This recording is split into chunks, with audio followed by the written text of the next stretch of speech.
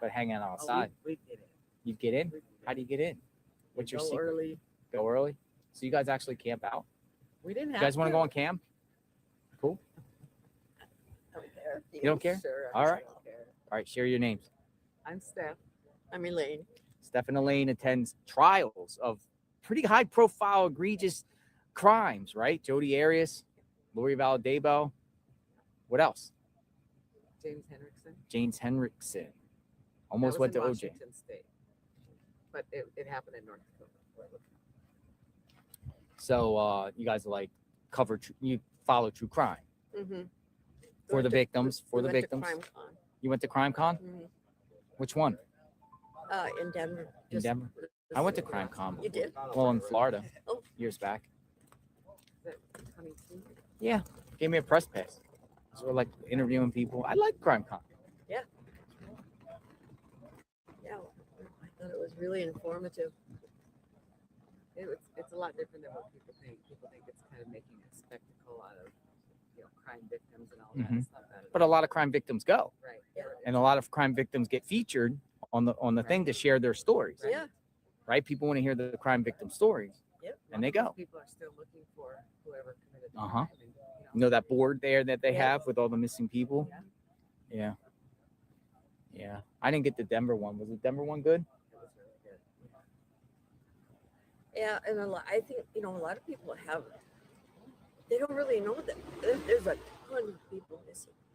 Yeah. That, like that young man in Texas, they found his car. His dad went. Landry? Is that his name? In Texas? Remember, his parents got up and talked. His dad did. Oh, yeah. Yeah. It just vanished. Vanished. Young man coming home from college, Yeah. and they've never found him. Really appreciate it. Please click to subscribe. Appreciate all the support. It is now day 21 in the search for Nancy Guthrie. It's Saturday. Outside Nancy Guthrie's house. You can see something new here. You see all these orange barricades that they put out. That's new. You can see it in the other direction too down there. Basically, the Department of Transportation came out and put these barricades in the road. They made the road one way, just trying to control. There's so much traffic outside Nancy's house and all the media. They haven't made the media leave, which is nice, but they put the barricades out. So that just happened this morning. In this episode, though, this might be one of the more interesting episodes that I've done recently, in my opinion. I spoke to a former FBI profiler, Jim Fitzgerald, helped find the Unabomber. I mean, a really, really legit guy with an incredible work history. And he actually came up with a profile of who he thinks is responsible for Nancy Guthrie's disappearance, what he thinks that person was acting like before this happened, and what he thinks that person would be acting like now. And it could be very valuable in people who are searching for the person responsible. The other really interesting thing that I've thought a lot about and I haven't gotten into much until I talked to Jim in this episode is, could this be a obsessed Savannah Guthrie stalker who is responsible for this? And how seriously are investigators taking that potential option? And I mean, could they be going through Savannah Guthrie's emails right now behind the scenes? Are they working with NBC? All of that seems like it's a real possibility. So I'm going to get into all of that in this episode of Brian Ensign Investigates. I'm joined now by Jim Fitzgerald. I really appreciate him coming on. He's a former FBI profiler. He was the founder of the Forensic Linguistic Studies at the FBI, host of the Cold Red podcast, which you can see the logo behind him. I really like your logo, by the way, Jim. And also author of the books A Journey to the Center of the Mind.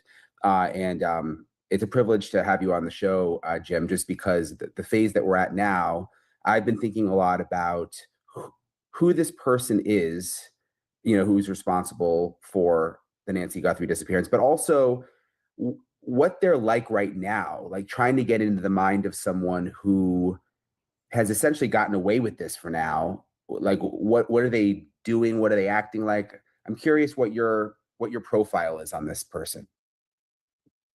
Well, again, Brian, thanks for having me on the pod again. I do appreciate it. And just a little bit of background in the profiling unit. I was there. My first case as a profiler was Unabomb.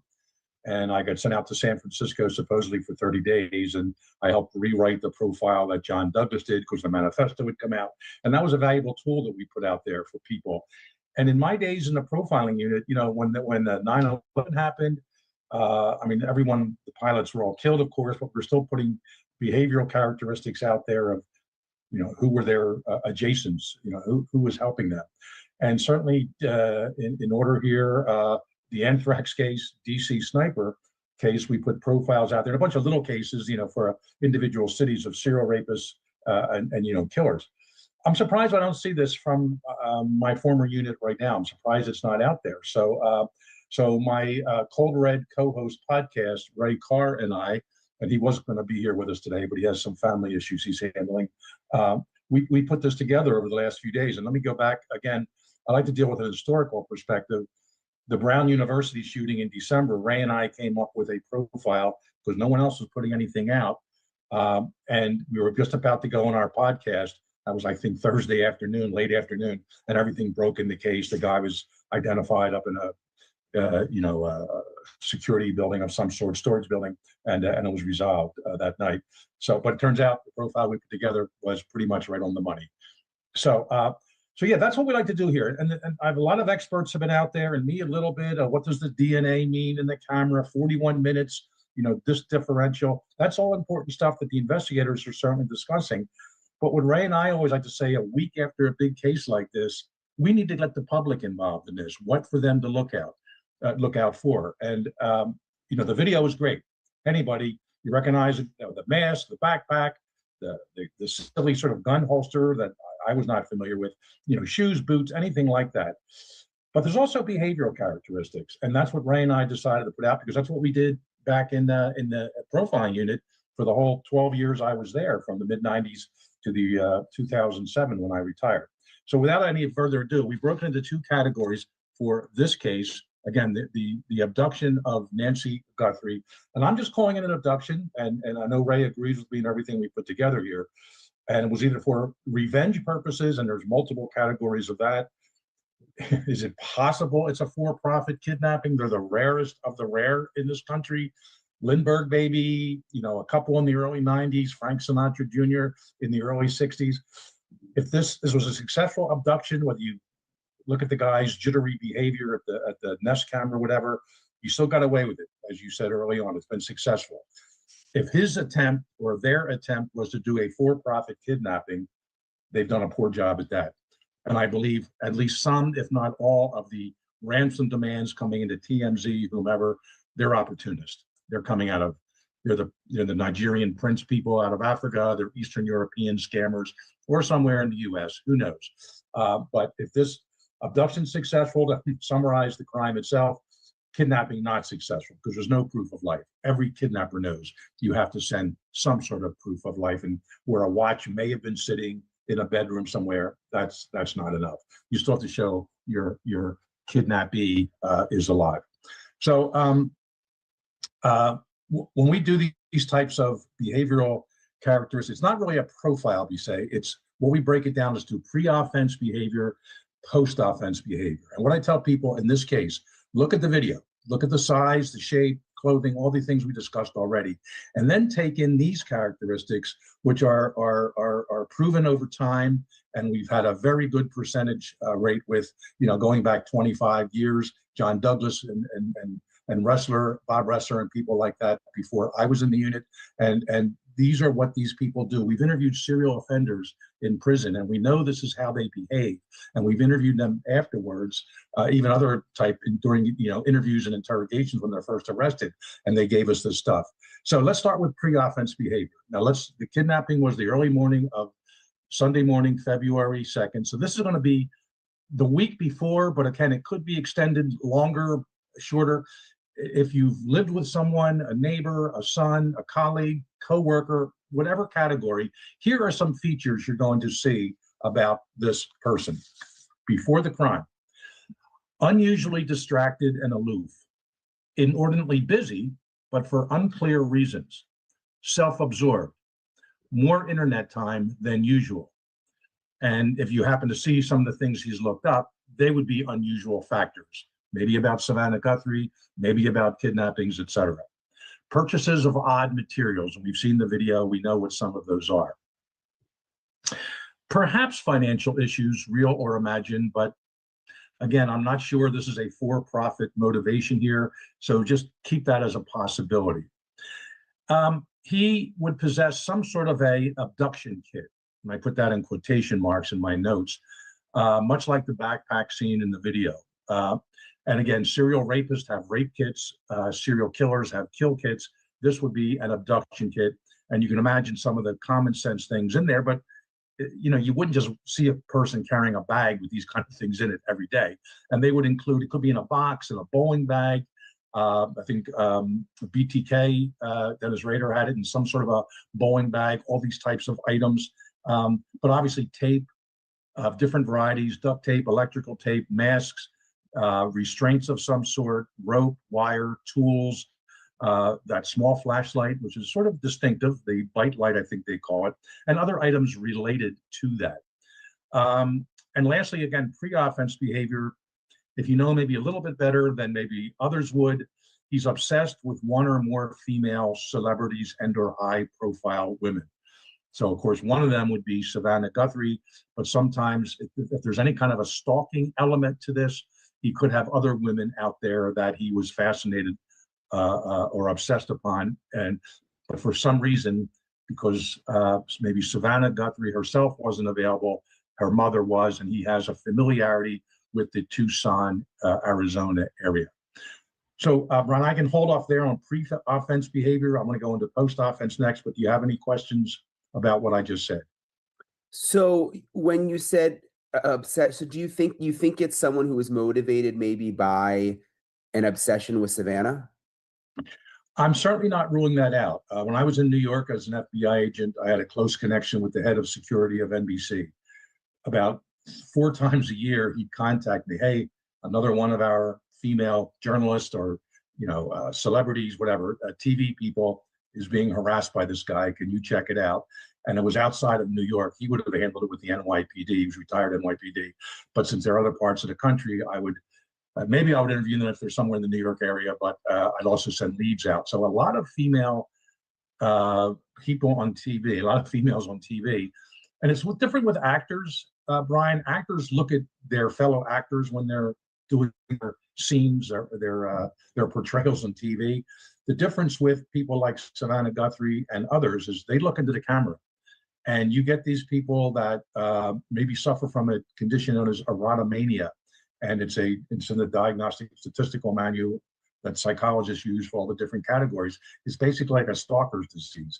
And it can be men or women, and they're hung up on usually people in power, celebrities, and they think there's a mutual love back and forth. And that's why I'm hoping early on the investigators went into every email Savannah has ever received, probably going back 5 years, from some fan who just repeats himself, but somehow it just was never fulfilled.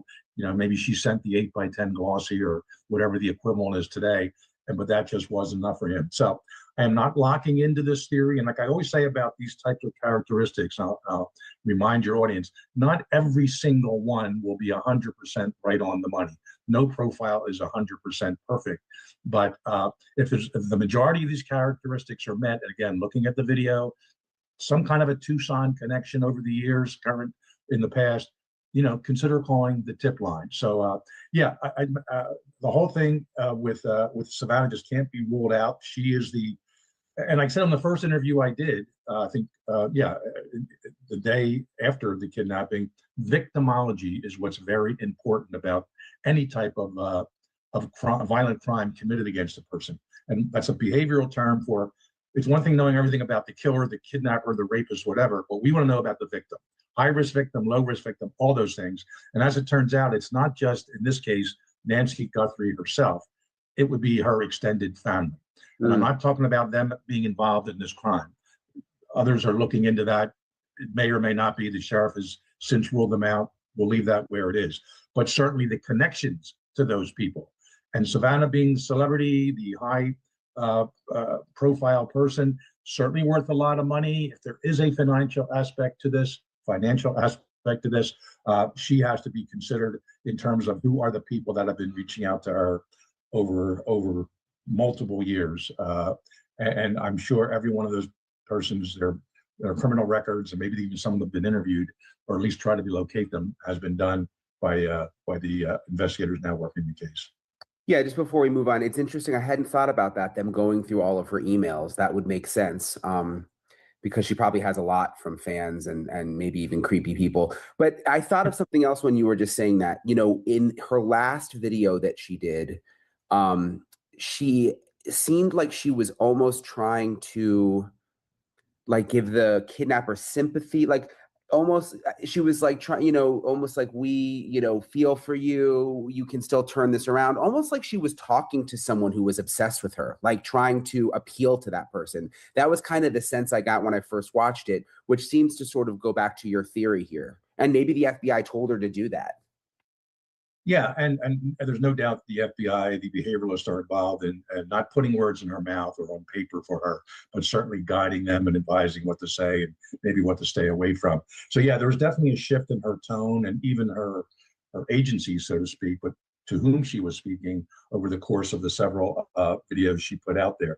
And I think you're right there. And of course, as I pointed out, and I guess others did too, but it's certainly the first video, they wanted to humanize her. That's very important in these types of abduction situations. You know, call her by her name, you know, mom, mommy. I think only Nancy only once, mom, mommy, you know, versions of that. So that was very important they did. So they're trying to appeal to different levels and layers of whoever may be holding her, that, you know, she is a real person, a human, she's kind, she's nice.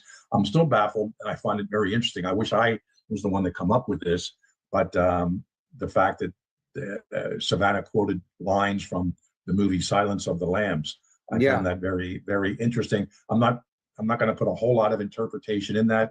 Maybe subconscious, maybe not. You'd think someone would have picked up on that. I know in the Ramsey, John Benet Ramsey murder, it never was a kidnapping, but for the first 6 hours or so, with the letter that was received, it was treated as such. In that letter, there were direct references to the movie Dirty Harry and the movie Speed, and I'm one of the first persons to pick up on that. And that was, you know, early in the internet days. And even the movie Usual Suspects was kind of intimated throughout. So it's not unusual for killers, or we'll say alleged kidnappers, to borrow from the media, sort of life imitating art. But it's unusual when in this case, family members are borrowing from art, so to speak.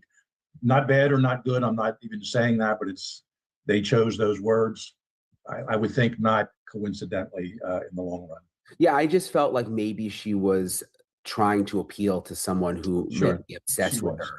You know, which goes back to your theory of, you know, it could be like a crazy fan. Yeah, and look, a lot of your listeners may be young and they may barely remember President Reagan, although, or even the assassination attempt on him in 1981. And that was by a guy named John Hinckley, who was obsessed with the young actress Jodie Foster. And this is before actors and actresses would be putting their political, you know, stuff out there. And I don't think anyone even knew her politics back then, and maybe even now, I don't know. But stalkers, people suffering from erotomania, will do really strange things. Sometimes they do hurt their actual victims. The actress, I forget her name, but she was in the show, in a mid-'80s show, and she was murdered by her stalker. Yeah, so the bottom line is these things do happen. And I'm, you know, as a part of me hoping that maybe this is an obsessed fan and he never could get to Savannah and he thinks he has some sort of a connection to her. So he just wants to keep her mother in a room somewhere and have these ongoing discussions with her about Savannah when she was young, and is there any chance she would like me? I know this is way out there in terms of a theory, but I look at the Elizabeth Smart kidnapping in Utah back in the early 2000s. Again, that was sex-oriented, not related to this type of an abduction, but that person just wanted to keep that young woman in his possession, more or less, and keep her alive to fulfill you know, the ongoing fantasy he had about her. And he was doing very bad things to her. I'm not suggesting, if that's the case here, it's happening to Mrs. Guthrie, but there are people out there whose brain synapses don't connect like ours do, and your audience, and then something like this, if they can't get Savannah, maybe this is the closest they can get. So I'm hoping for this sort of possibility, which would mean then maybe Mrs. Guthrie is still alive, but we just don't know, of course. So let's move on now. So we were talking about what this person may have been acting like before the, I guess, abduction, we'll call it. Tell me now, what should people be looking for in the after? Sure. And actually, Ray and I, my, again, Cold Red co-host Ray Carr and I broke this post-offense behavior into two parts. And one of it's pre-video release. So again, after the abduction, but like that first week before the video came out, and then after the video. So, so this is the post-offense behavior after the abduction, but before the video came out. And it's basically just a few bullet points here, but altered behavioral activity, especially the weekend of January 30th through February 1st. After that, this person's schedule is modified. He's more often in one place or less often in one place. Missing work, missing family functions, odd late night hours, out of town or claims to be for unclear reasons, and perhaps driving a rental car, but for no apparent reason. Obviously, observable mental strain, sleep disruption, potential for increased substance use, alcohol or drugs, over-explaining whereabouts or created unsolicited alibis, hypervigilance toward police presence, cleaning vehicle interior or interiors repeatedly, disposing of bags, gloves, or clothing, deep cleaning of residence garage, burning or discarding digital devices, storage, media. So again, all the serial offenders we've talked to over the years, at least some of these categories are what they engage after they commit a crime, especially one that goes high profile and is and there's a lot of media coverage. But let me just swing right into the post-offense behavior after the video was released. So take into account everything I've already mentioned, but now I don't think he suspected this, whether he had inside information somehow, some way that the Nest camera did not have a subscription. This may have thrown off, his thought process a bit. So now the video comes out, pretty clear of what he's wearing anyway, and he becomes even more frenetic, nervous, unstable, highly irritable, moving around physically, and even much more so than the past week. Possibly changes appearance, cuts hair, mustache, grows facial hair, and following the media even more obsessively. Frequent searches online of case updates or suspect descriptions, no doubt following the media, no doubt, Brian, listening to you both on television and digitally and on your pod as we talking right here, monitoring all different Facebook and social media groups, possibly calling tip lines with false or misleading information and posting speculative theories online, and possibly discussing the case excessively to gauge reactions of other people. So again, some of these may be right on the money, some of it, once or twice he did this, one or two may not be applicable at all. But as I'm telling you, with everything I've just sort of mentioned here, if you know someone out there in any category of your life that fits at least, 3/4, the majority of these types of indicators, call the FBI tip line. If nothing else, you're going to get, and it's right, you're going to get $200,000. And if it's wrong, that's okay. The FBI is used to getting well-intentioned tips along the way. When I got the Unabomb in the summer of '95, they had 2,500 suspects. And within 6 months or so, 7 months, we're now the one named Ted Kaczynski. But we had to rule out a lot of those other 2,500 that people were calling in. So call it in if these characteristics even resemble a little bit someone you may know. Now, I'll end this part, Brian, and we can go into some more Q&A, but people talk about the lone wolf offender. And I really think in terms of violent criminals out there, Ted Kaczynski / the Unabomber was really the last lone wolf criminal, because nowadays everybody is online, some much more than others. So even if you're a loner kind of living on your own and you're isolated from people, you're not that lone wolf because you're engaging and interacting with others online, maybe even the dark web, and getting reinforced or learning or somehow just just being supported by these types of sites and information.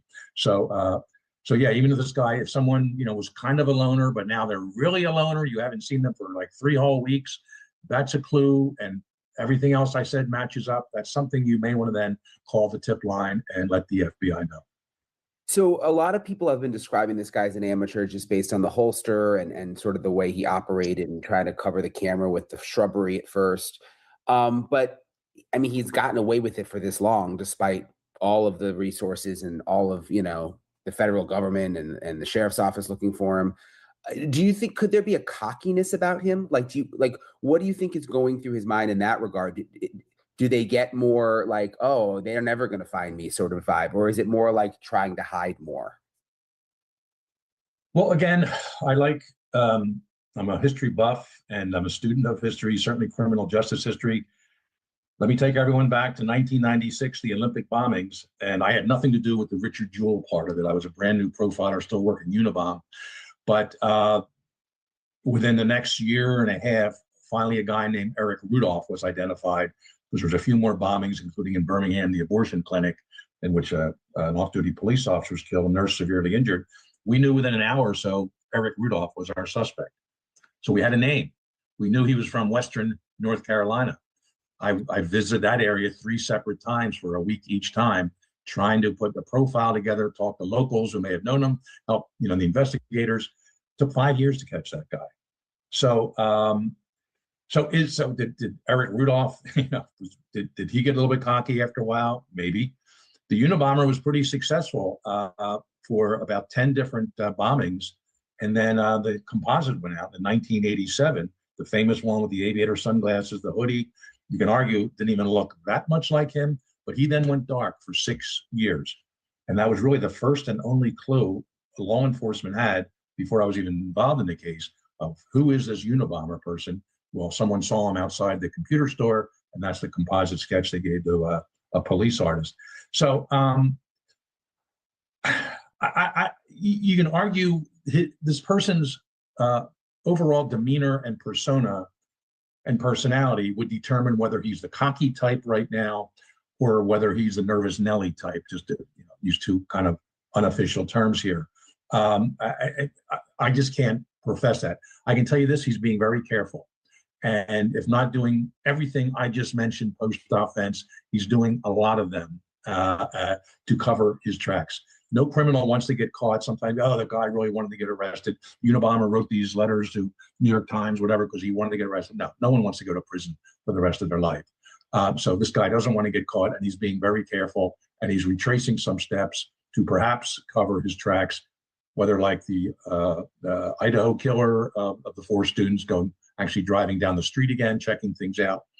Who knows about that? That'd be pretty high risk on a street, relatively small, or I should say, not that well traveled from what I've seen. But he's obsessively following the media, and he's just making some strange furtive actions that he wouldn't have been doing up to 3 weeks ago. And that's what we're asking people to look for and recognize. Male, probably 30-ish or above. And we're not ruling out a second person, by the way. But when we give a profile like this, we focus on the main, we'll call them alpha male, but certainly the primary person behind it. And it could be a secondary person involved, and who knows, even a third. But the odds are that the profile or the behavioral characteristics I just put out will mostly align with the person who is in charge of this, whose idea this was, and is basically running the show at this point in time. Yeah, it's interesting what you say about the street, because I've kind of wondered that, it's creepy, but is it possible that, when we've been out there, he's driven by or something like that? A lot of people are hung up now, when we're recording this, it's day 21. And you mentioned how long other cases have taken to be solved. There was one new report out today from ABC saying that they may scale back resources the longer this goes unsolved. Are you concerned at all? Could this doesn't seem like a cold case now, but do you have concerns about that? No, if there's any scaling back, we're talking months down the line. And let's hope there's no other incident anywhere in the country that would then draw people off of this case that, of some sort of large, and serious consequence. So there's not going to be a scaling down anytime soon. I would even say for the next month or two, they may be bringing, certainly the FBI may be bringing more people and maybe relieving others. That's how the Unabomb task force worked. There really was no task force until 1994 when the Unabomber came back with a vengeance and killed two people, one in 94, one in 95. And the task force has been put together after he came back. And we were rotating people in and out all the time. I was supposed to only be there 30 days as a brand new profiler, but they kind of liked what I was adding to it, and they kept me on board for the whole time. So yeah, and there's going to be some people that stay there long term, other people in and out. I don't think there's any scaling down of this. This is too important, too high profile to the sheriff's department, as well as other local and federal agencies. So no, they want to get this accomplished. They want to get this. They need to get something. I'm hoping it's not just finding Mrs. Guthrie somewhere, and we'll just leave it at that. No more graphic, but that would be, of course, give us some extra clues. But I still want to remain optimistic here and think this is not just a body recovery, but this is also a rescue of Mrs. Guthrie. That for whatever reason, this person's keeping her alive and engaging with her, at least somehow, for whatever psychologically oriented reasons he is doing so. But it's going to be months before people start getting pulled away. And even then, if another lead comes up, which they'll bring people back in 24 hours notice, and they'll pick up where they left off. Do you think there's a chance that this is someone really close to Mrs. Guthrie? I don't know. I know they've ruled out the family. I mean, we did, like you said, we just kind of have to accept the sheriff at his word, even though apparently it's unusual for them to do that during such an active investigation when there's no suspect. But could it be someone close that they're just overlooking, like someone else close? Because isn't that normally the case, like statistically? Yeah, and along with being a profiler, I'm a forensic linguist, and I have a master's in linguistics. So when you even said really close, well, let's define really. Let's define close. So all logical definitions we would need here. Yes, it is very likely. And you've talked about it before, and others that have been on the air, the concentric circles that go around. 80 to 85% of homicides are committed by someone known to the victim. That statistic's been around for hundreds of years, going back to Cain and Abel, if you want to go the Bible route. His brother killed him. So yeah, so they have to look at everyone there. They have to rule them out. I'm not a big fan of publicly ruling people out. I think the sheriff, I would have been more comfortable saying we're no longer focusing on the Guthrie family, but everyone is still considered a potential suspect as the investigation continues. The sheriff came along and I guess completely ruled them out, and that's fine. They're on the inside, I'm on the outside. They know a lot more than I do. So, but to get to the gist of your question, Brian, yes, this could be someone a little close, really close, adjacently close to Mrs. Guthrie, or certainly the family. Yes, and I mean there are all kinds of what really all of us could be conceivably victims of a loved one being abducted. Not all of us are multimillionaires like Savannah Guthrie. And even if the abductor never really wanted the money, or that was just like a way down the list, if I can get, a couple $100,000 for this, that would be great. It was, there may have been some level of jealousy there that, I don't believe, Savannah was no different than me growing up. And, why did she get, so lucky and make all this money? I'm just trying to think of cases I've known in the past when some people, I was a police officer in Ben Salem Township, suburban Philadelphia, started in '76, young guy right out of college. And right before I got on there was the famous Apt family mass murder, ABT. And I didn't work that case. It was like 6 months before I was hired. And here are 6 family members, well, actually 5 family members, one of the girls' boyfriends, teenage girl, and the dog, all killed in the house by gunshot. And there was big headlines in the Philly area before I was even on that department. Who the heck would do something like this? And it turns out the investigation within a few days to a week pointed to a neighbor down the next block. And here, 2 of the brothers, and they weren't even the ones killed. They were out that day. They used to tease this kid when he was a youngster, and bully him stuff. Right or wrong, we can discuss that. And this guy, after all these years, said, "I'm taking them out." Killed the family. Now, of course, I'm not saying Savannah was a bully to someone, but there could have been something in their personality that just said, from 20 years ago, look at the Brown murder. And like I said, our profile, our behavioral characteristics that Ray Carr and I put together were pretty close. And we said, this guy has a grievance with Brown and maybe others going back months or a few years.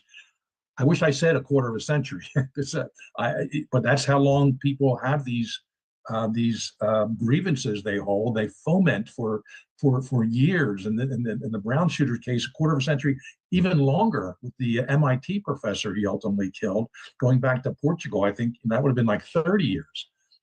So victimology, it comes back to that word, and which is really the direct answer to your question. Everyone around that person has to have, around Nancy Guthrie, has to have their own concentric circle. And then everyone and those people's families' lives and other lives, have to be checked out and interviewed. Criminal records, psychological issues, whatever. Well, he's always been obsessed on Savannah. He never misses one of her shows. And that person would have to be focused on. And where were they the night of February 2nd? Phone activity, and take it from there. Yeah, I never thought as much about this until you started explaining it, how much work they must be doing behind the scenes in terms of digging into Savannah's history. I mean, you mentioned even like people from decades ago who might have a grudge Sure. against her. I mean, are they just talking to Savannah? Hey, is there someone from when you were in college that hated you? I mean, do they go that deep? And see, it's much easier with quote unquote normal people that aren't in the media. It just keep it to, her different stages of life that victim's family member will say, but you don't have millions of people watching you on TV. So they have to do exactly what we just sort of agreed upon. All her friends and family, sororities. I mean, who knows what they're going to look into? Certainly down the line. That's probably the stage they are now, and that's why it's not going to be scaled back. At least I would think anytime soon. And I know they're doing their best on the ground there.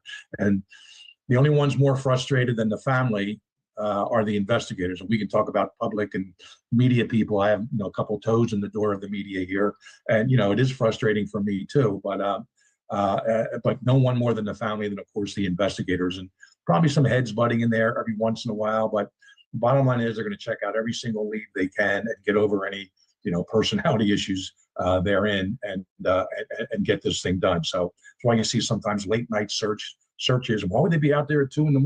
looking for stuff? And well, maybe because a new shift came in at midnight, working around the clock, and they decided to maybe they have better luck with reflecting type materials that time of night. So yeah, there's a lot of stuff going on, and it'll be going on. And every single person, as time goes on, that was in contact with the Guthrie family, and not just Savannah. She's obviously the one we all know from her NBC career.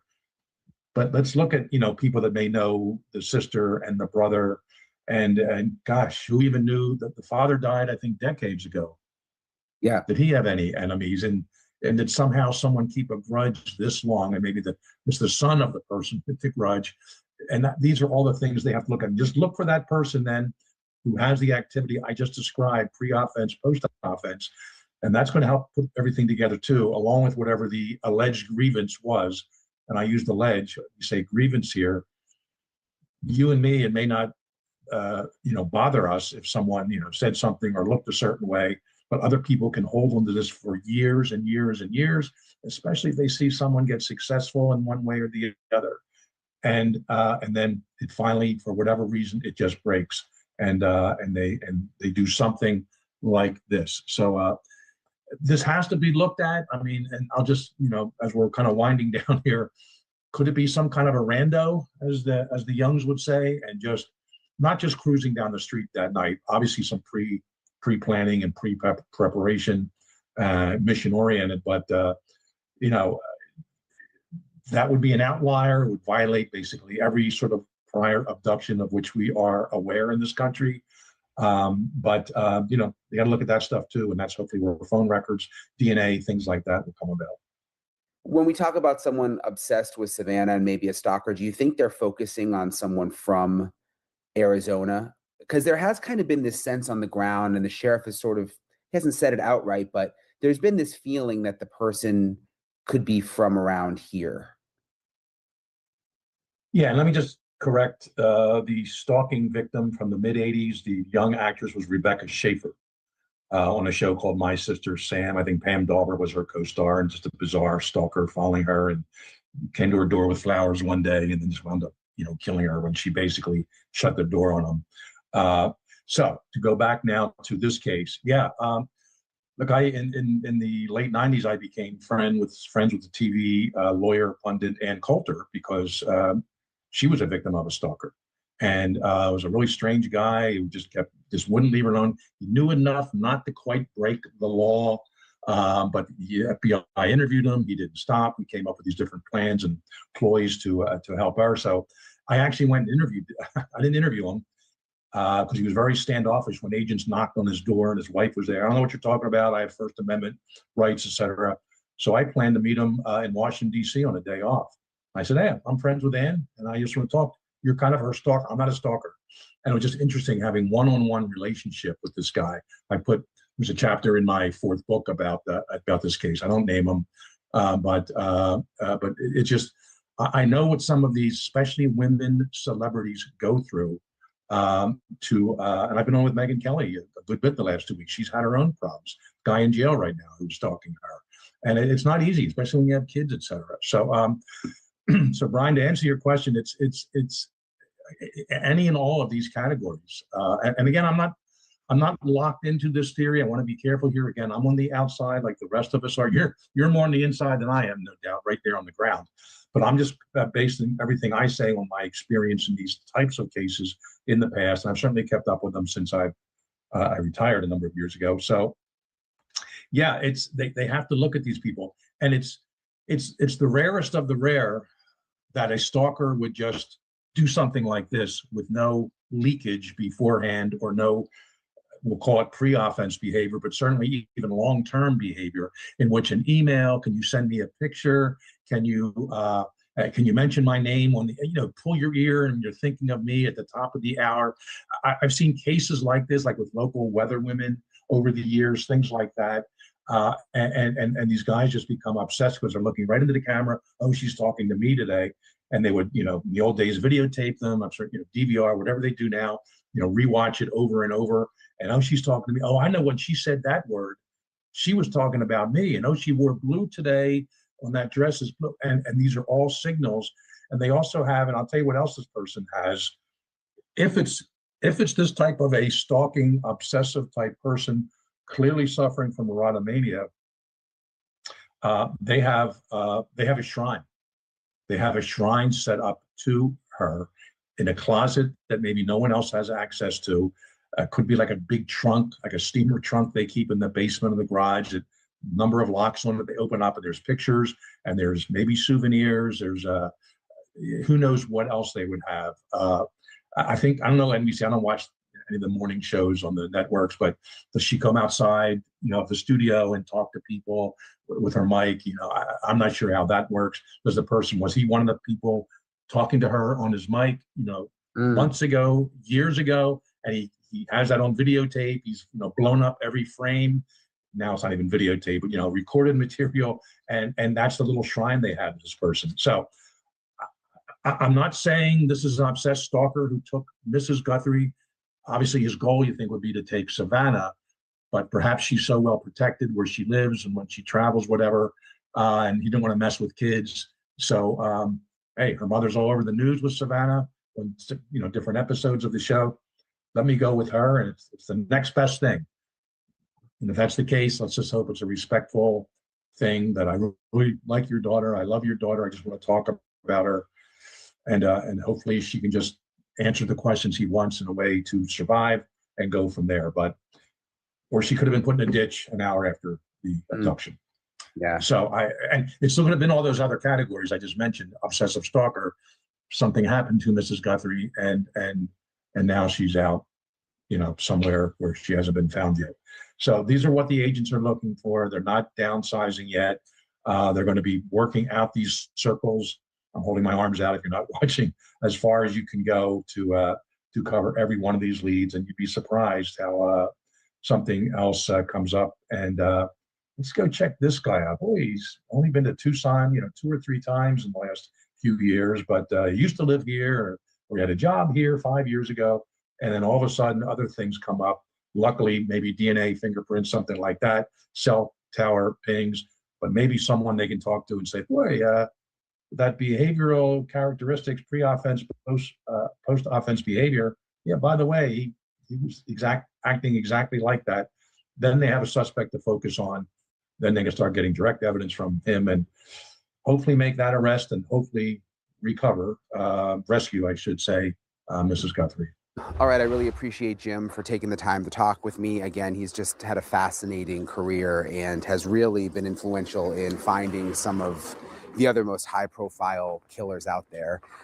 So I'm obviously going to stick with this. I don't have any plans on leaving. I hope that there's going to be some movement in the next coming days, and I'll be here ready for it. And I appreciate you guys for following along. As always, my heart goes out to the Guthrie family and everyone who knew.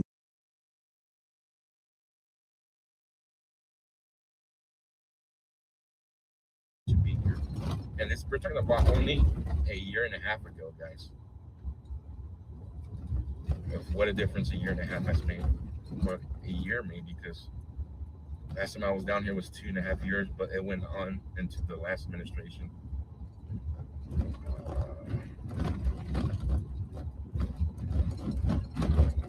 When it comes to the border, guys, I've covered the border from San Diego all the way to Brownsville, which is the last part of the border in Texas. I know it pretty well. Many nights, many days spent out here. Yuma, San Diego, El Paso, Ciudad Juarez, Piedras Negras, which is Eagle Pass, Del Rio, Brownsville, Matamoros. I've traveled it all.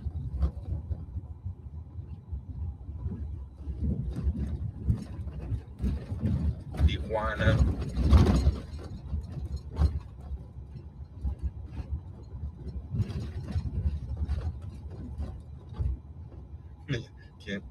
Kim says many, and a lot of you guys, yes, a lot of you guys have watched many hours of footage.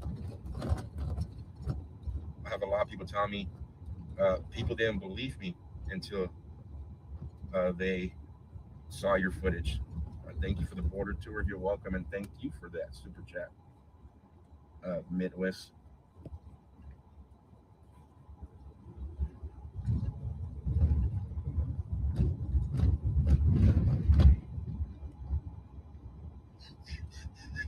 I'm just making sure I don't hit a big rock, because if I hit a big rock, the tire's done.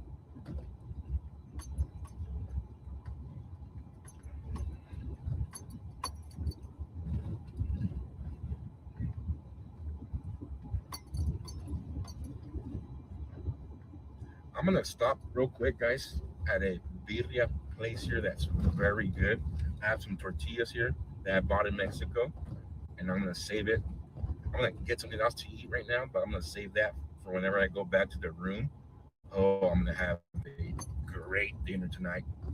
Some tortillas from Mexico, which they're fire, and then this little restaurant down here that sells some very good birria. I'm just trying to. I gotta remember what's the name of the restaurant. I'll look it up right now once we get back into the main road.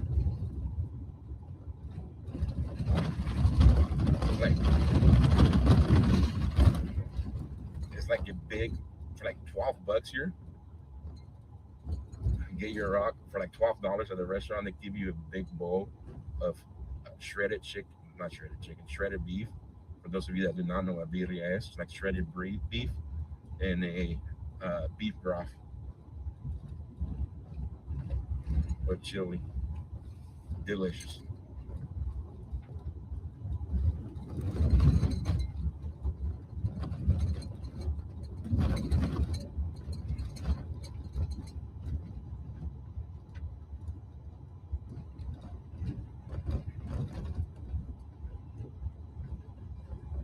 I don't have bread pudding there. If they had bread pudding, I would have got it.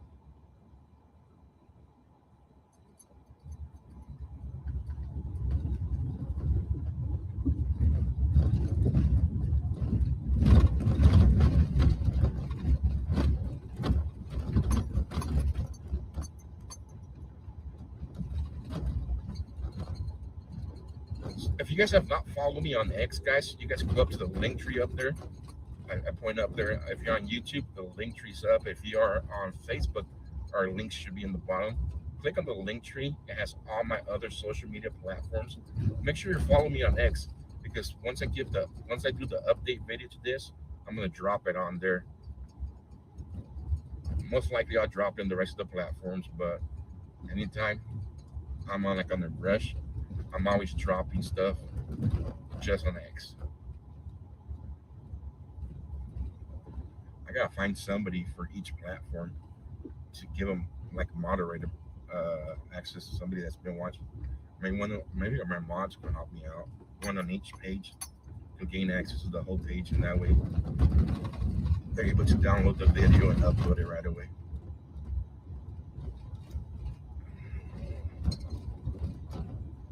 So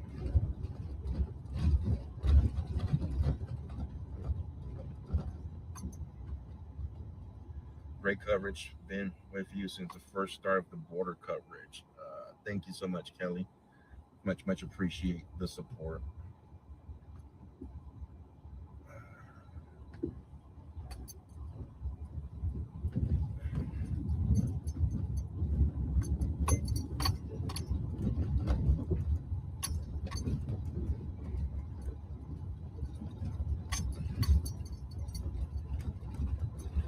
I honestly thought I was gonna get lost. I was like, man, I don't have the map with me. It's been a long time since I've been out here. Let's see if I remember how to get there. And sure enough, it just came all right back to me.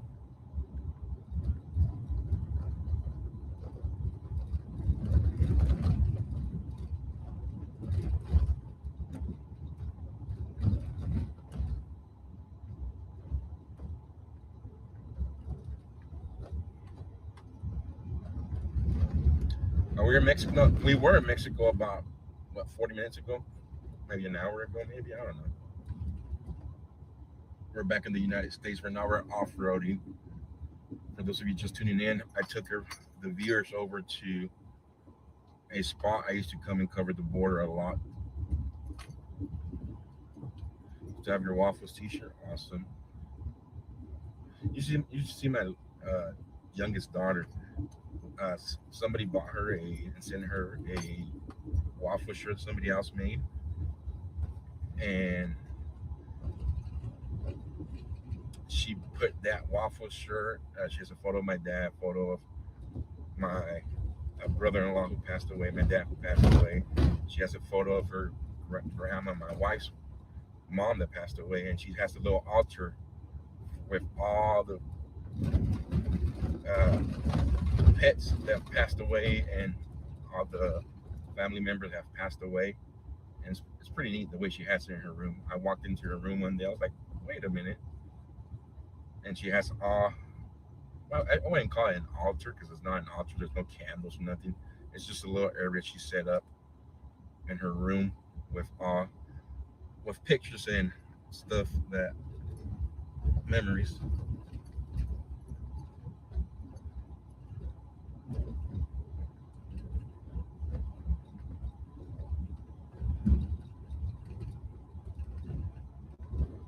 Oh, we got Border Patrol out here with the canine.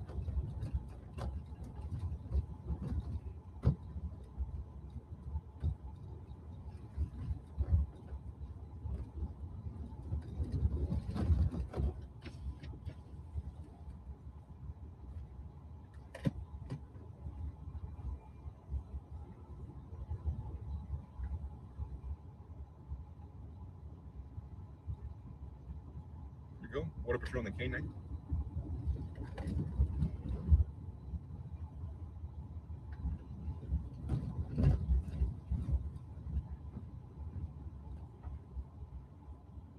Yeah, for those of you that don't know who Waffles is, he was a rescue we got towards the end of Waffles' life.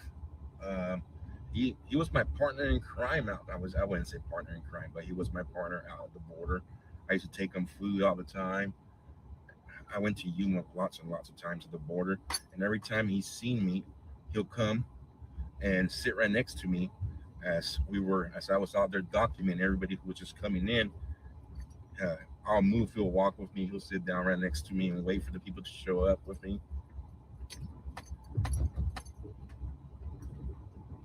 It's pretty cool. And then towards the end, he had well, the first doctor told me one something, but the doctor that put him to sleep said he had cancer. So he got real skinny. We tried everything. I tried everything.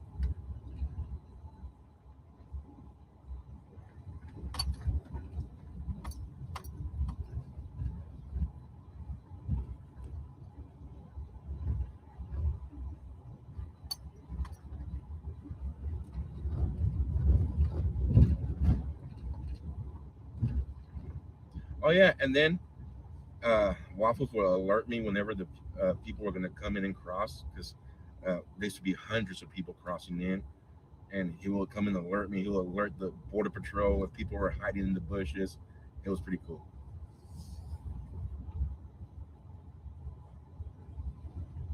All right, guys, we're almost out of here. Almost back to the main land.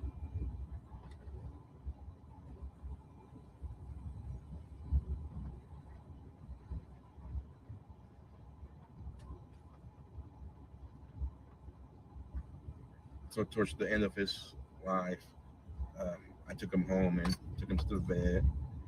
We got some stuff. The vet says there's nothing we could do no more. So I still, after the vet said there was nothing they could do no more, I still tried.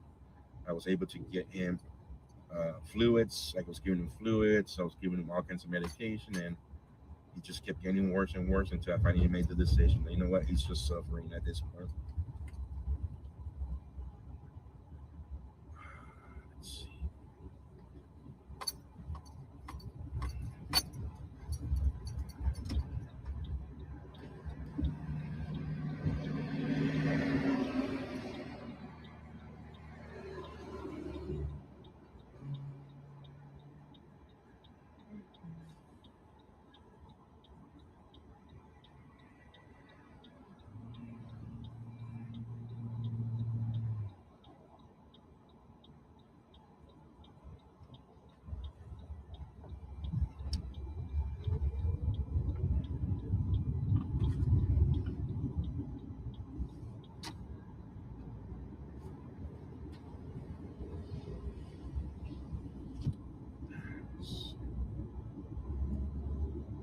Fast trip. If I get to the fast trip, I know how to get to that little restaurant.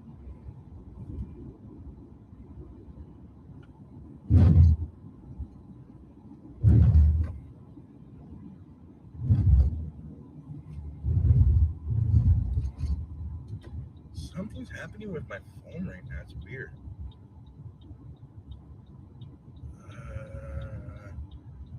Let's go. Man, I have something behind me.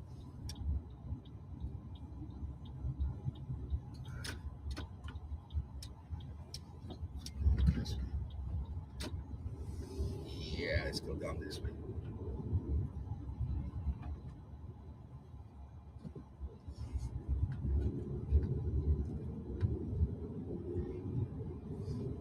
My phone is not giving me the local stuff here.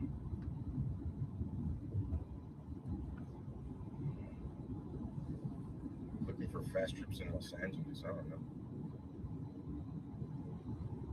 There it is, right here. Now we're talking.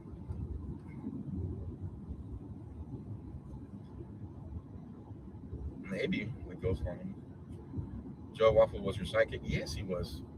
I felt real bad when he passed when I had to put him down because um, many nights me and him spent by myself out on the border. I had nobody with me. Many nights out there, 7-8 hours a day, a night, live streaming, and there was nobody around besides just me and Waffles and all the people that were crossing, of course. But I used to go stream all night from 11 p.m. to about 10 p.m. to about 5, 6 in the morning, 4 in the morning sometimes, and then go to sleep in my hotel room and then come back and do it all over again at nighttime. Yuma was the place I spent the most at the border. Yuma, Arizona was the most. Because it was closest to home. And then every so often, I'll do the whole border tour from San Diego all the way to Brownsville. Where did the name of waffles came from? Uh, Wyoming girl, right? Wyoming girl was the one who named waffles. One of the viewers, and it just stuck to him. He had many names. The border patrol will call him one thing Solovino, and then uh, the NGOs that were taking food to the people crossing, taking water to them, had another name from him, and then he had like four names.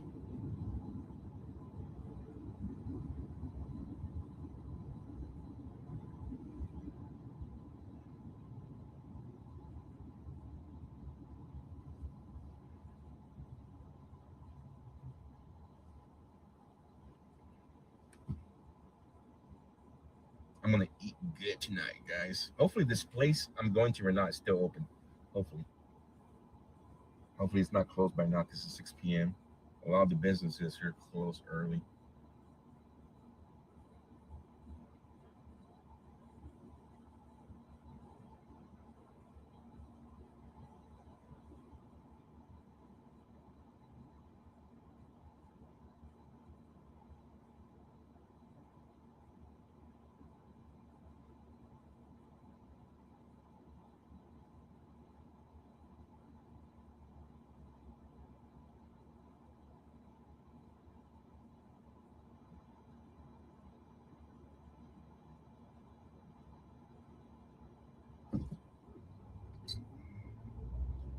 Yeah, I gotta catch up with my messenger right now, guys. I hope I have a whole bunch of messages. Give me once I park up here, I'll catch up with the mod chat and catch up with the rest of the people trying to reach me through Facebook Messenger.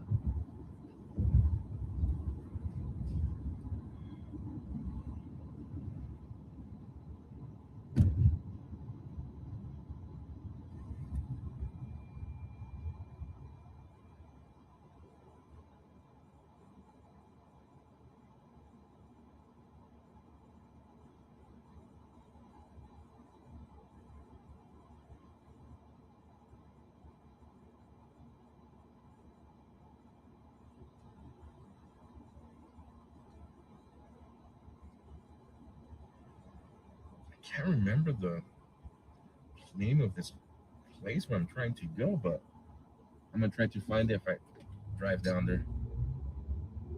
They have some good food there. Small little place too.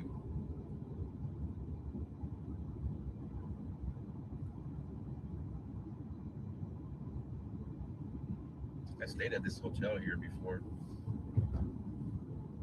Hotel lobby.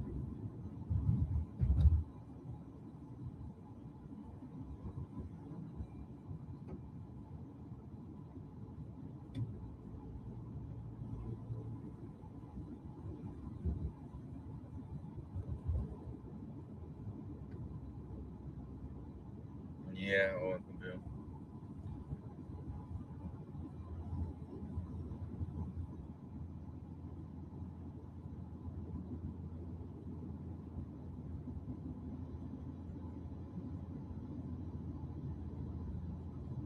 Nico Tupac.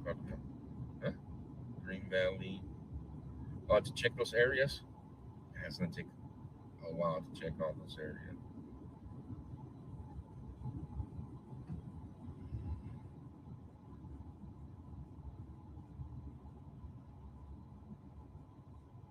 I know if I was to come down here,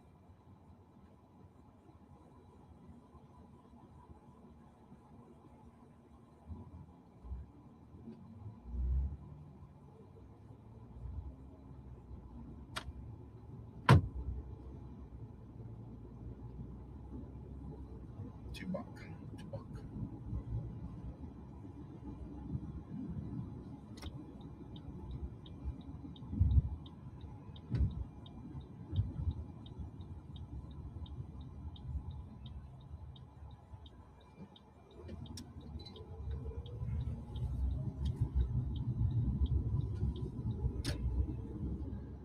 All right.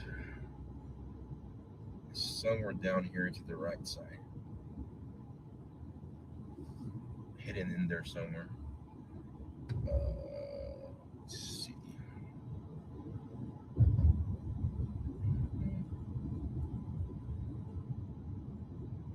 You are the one for knowledge of the border that could be useful. I'm one of them. There's very few of us that have very much a lot of knowledge of what happened at the border during the last administration. But yeah, there's few of us that have a lot of knowledge. We've spent months and months at the border, and then there's lots of people that just went down there for one trip and that's it, 2 trips.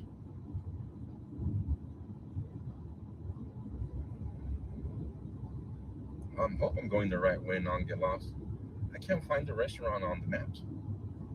I'm trying to recall what it's called. If I recall right, I made a right turn, came down here, drove down this way, and it should be to the right side somewhere.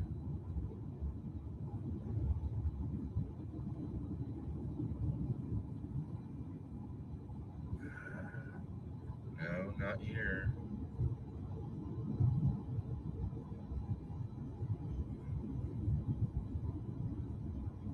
Turn at the mortuary. Let's see.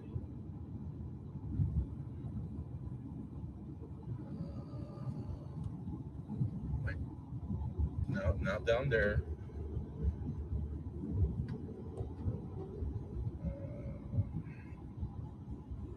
Did I go too far already?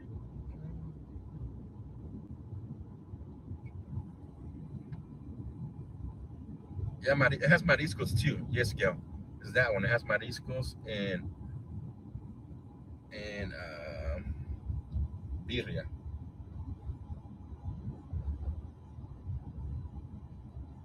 No, it's mariscos and birria. I think I might have gone too far already though. Damn it.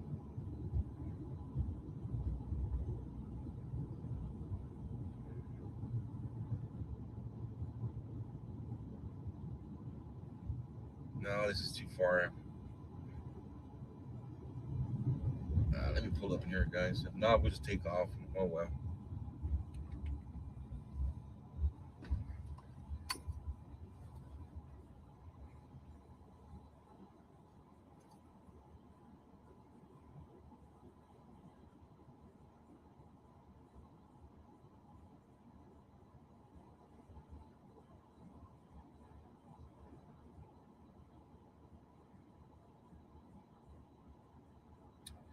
Oh, mariscos, cocina de valet. They might be closed right now though.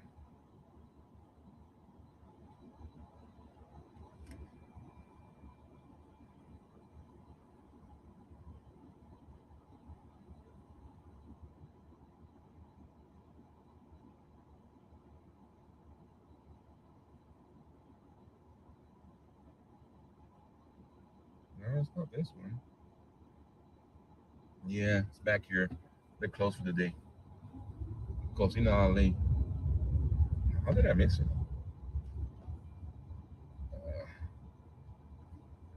It's down this way. Because I know I don't have to drive all the way up here to the city.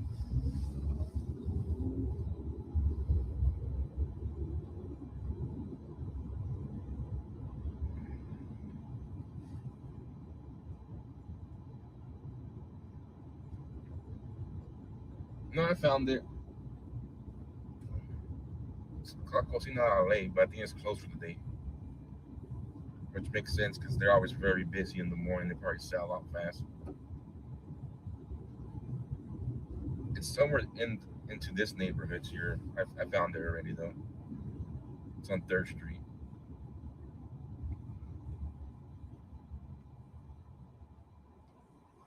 I've not met JLR personally. I've seen JLR one time in Eagle Pass. He went down there when Dr. Phil was at Eagle Pass. And I was covering the border in Eagle Pass, Texas. He was down there for like a couple of days. But I haven't met him personally. I'll say hi whenever we get a chance to talk. I just don't want to interrupt him, and he probably doesn't want to interrupt me while we're both streaming.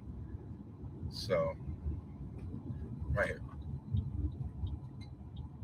Yes, it was here when I said. When I stopped here, it was here. I was like, wait a minute.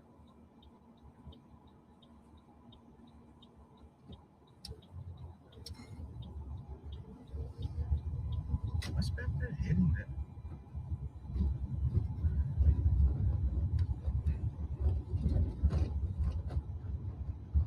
Is this place hidden back here? It's real good. Sally is close right now.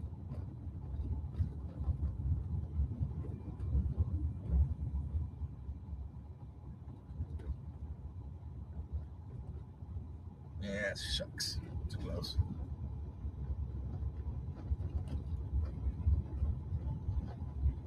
Close at 4 p.m. Man, if I would have knew, well, we would not made it anyways. Here it is right here, guys. This little spot here, right here. Delicious, guys. If you want some authentic food, right here. Oh well, let's get out of here.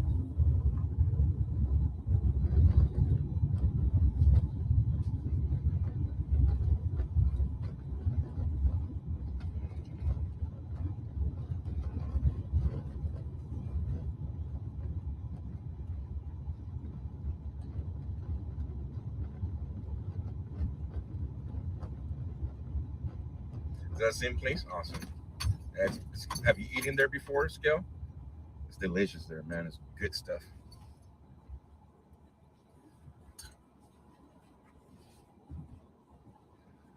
Oh, I still have the glass. I was like, what? I have a glass back there that keeps hitting something. And it's the glass I got in Minnesota. I didn't bring it down. I went to go eat at the Rainforest Cafe. And if you I had a draft beer there at the Rainforest Cafe. And if you buy your, your drink, they give you a free cup.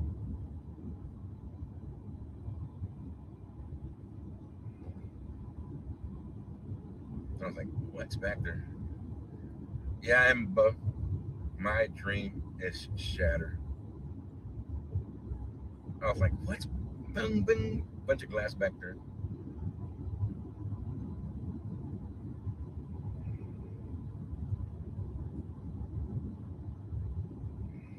After you went to Minnesota, I went back. Yes. Um, I did. Let me let me get an address to where I'm going now.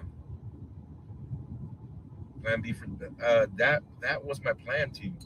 I was gonna get that. I bought some tortillas in Mexico, the delicious big ones, and my plan was just to dip the tortilla and the beef broth and the shredded beef, and I was gonna be a happy camper tonight, just eating nothing but tortillas and birria. I mean, or barbacoa, I think they call it there.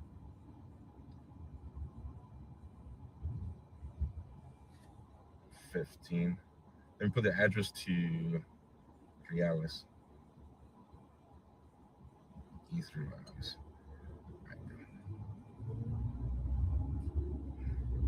So the plan is to go find somewhere now that sells rice, beans, and some beef or something. That way I could be able to eat my tortillas. Which it's not going to be hard to find in Tucson. I don't want the also we had tacos for. I don't want the restaurant's tortillas. I want my own tortillas. But I'm hungry right now, so that could wait for later. Like, bro, oh, you know what? This spot's pretty good to you. But I want something on the go. I want to get back into no Tucson, guys. So you go to the soft side of 10 that was located at 1550 East Reales Road. See if it's still up.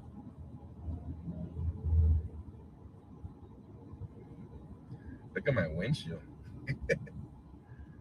Yikes.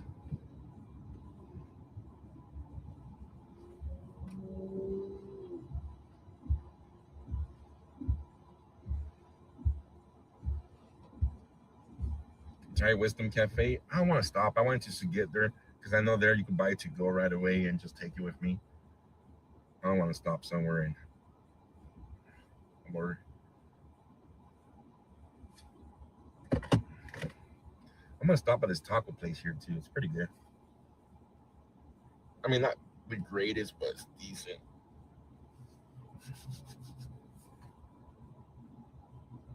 Maybe just a quick hamburger and I gotta stop, guys. That glass back there is gonna irritate. I'm already irritated just hearing that glass bounce back and forth.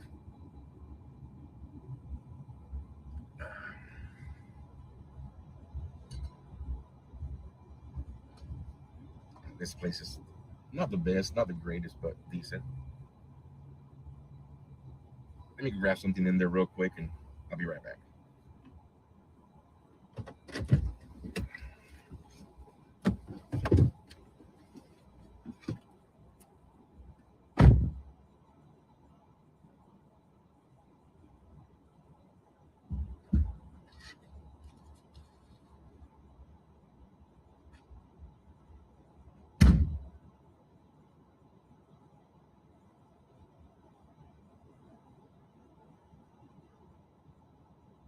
I was wondering what's the damn noise back there going? Cling, cling.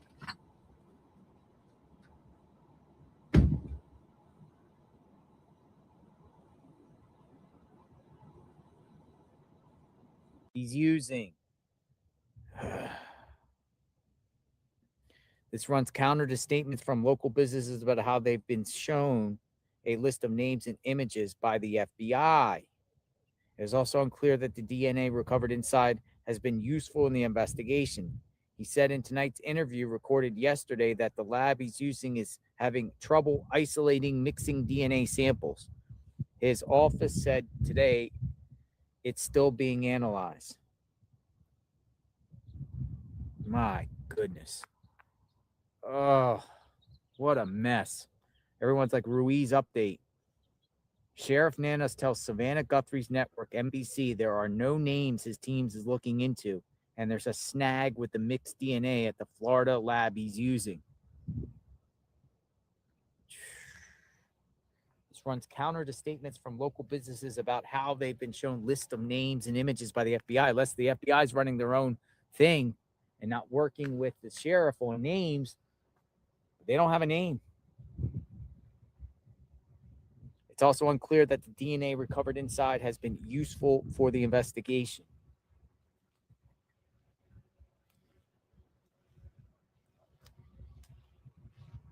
One person suggests at this time, if Savannah is not going to speak up or speak out, it's time to move on. She doesn't seem to care or she would be all over this. What a debacle. What a mess.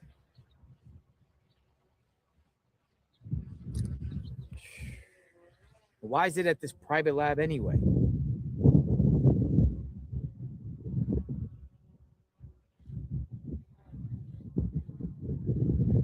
Send it to Quantico.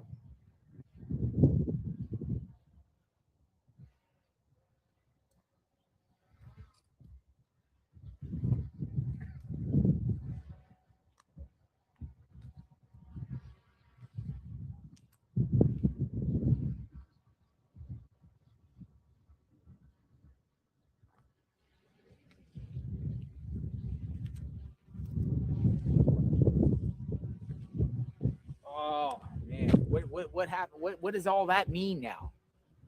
People say it screams an inside job, incompetence, cover up, botched investigation.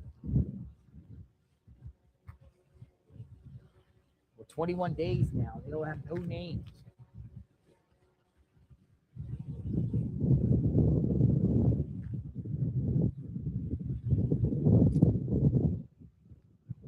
"21 days with no names." The sun is going over the mountain right now.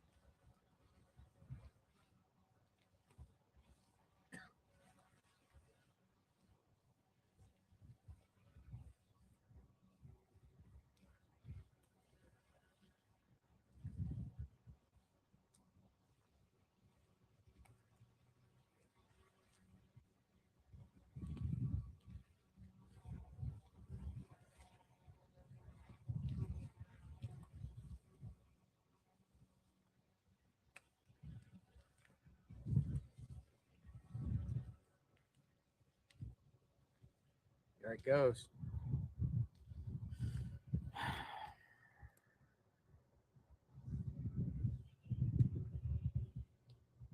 Crazy. Let's head back, folks. Yeah, it's down. It's over the mountain. It was pretty. But this is not good, man. This is not good. That just put a pit in my stomach. They don't have any names, folks. This case seems like it's been botched. They're at a standstill. Still dealing with Florida labs.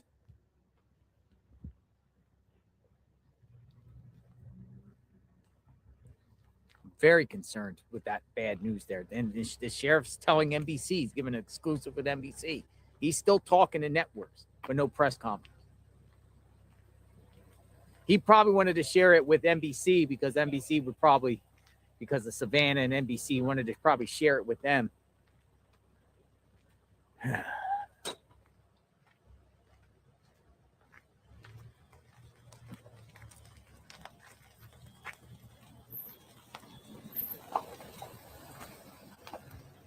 It's sick.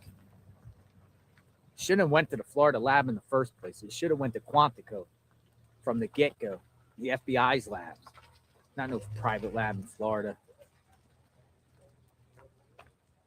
But again, you might have confidence in that private lab. My goodness. Let me put this in my rack. We're going to continue the conversation a little bit. I'm not done yet. Let's see what with that news, what does, oh my goodness. What is this? Holy smokes, somebody sent a package. Dude, there was a Hershey bar on my door or in my seat. My goodness. Somebody put a Hershey bar in my, that's crazy. Thank you so much. Who did this? What's in the box? What's in the box? I have to open it.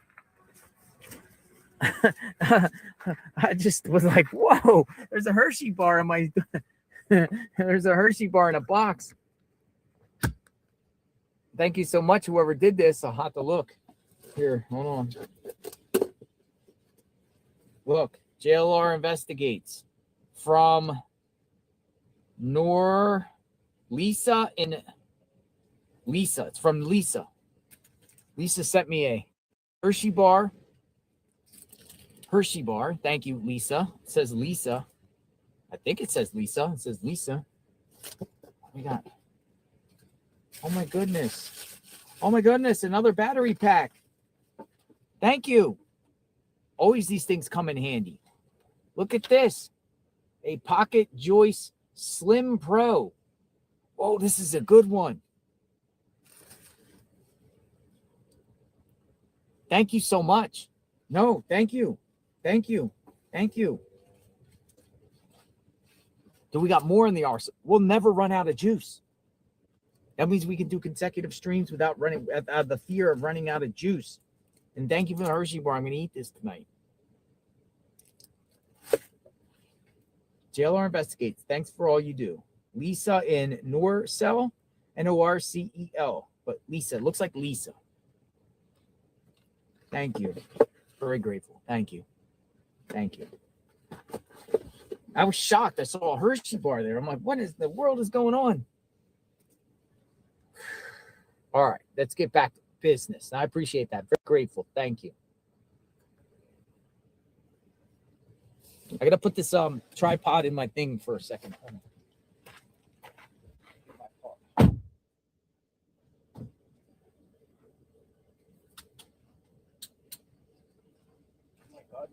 Sun goes down, it immediately drops 10 degrees, right?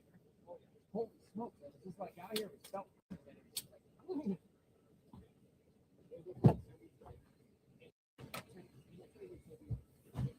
70 to 50 in 20 minutes.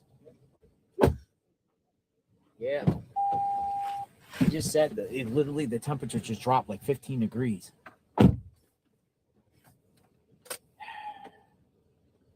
This is nuts. No, I can't eat the Hershey bar now. I'll eat the Hershey bar. I can't eat it now. My taste buds. I have to get something first. Dude, where are we at here on this, man? This is nuts. Let me analyze this again and see if there's any people that I need some forensic people in the chat. We need some forensic specialists.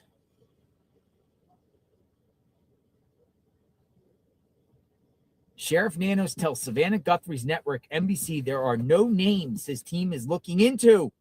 No suspects. And there's a snag with mixed DNA at the Florida lab he's using.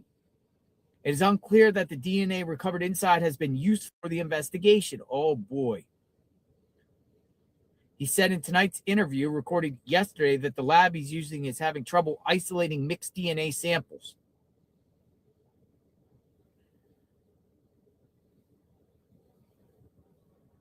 Good God.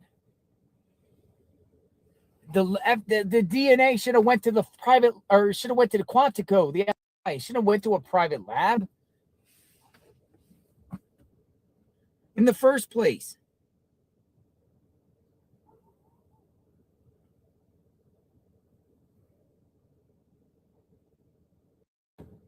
What a disaster. I mean, at the very least, why don't you just get the Arizona Attorney General and have them take it? If you don't want to give it to the feds, give it to the Arizona Attorney General at the very least. They have the authority, right? The Arizona Attorney General. This poor woman, Jesus. He's counting on DNA to solve this case. That's what it appears he's doing. He's counting on DNA to solve this case, and now he's at a snag with the DNA. So how in the heck is he going to solve the case?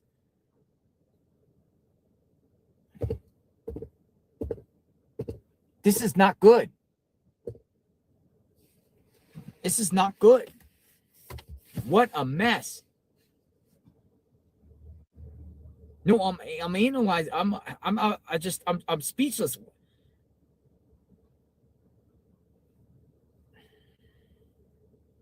Dude, this dude needs to step aside, man.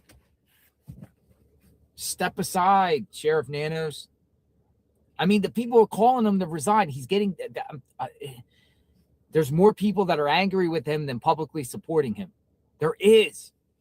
But this is nuts.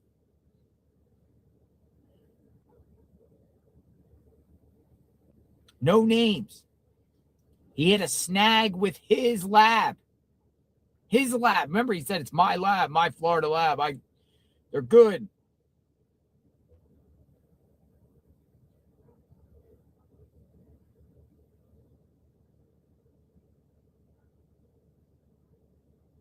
My goodness.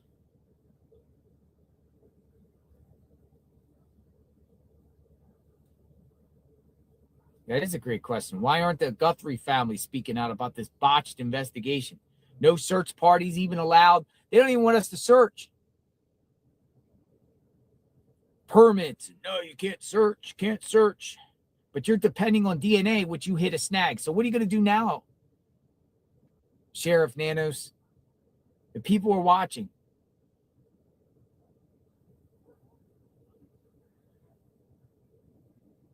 The people are watching. What are you going to do now, Nanos?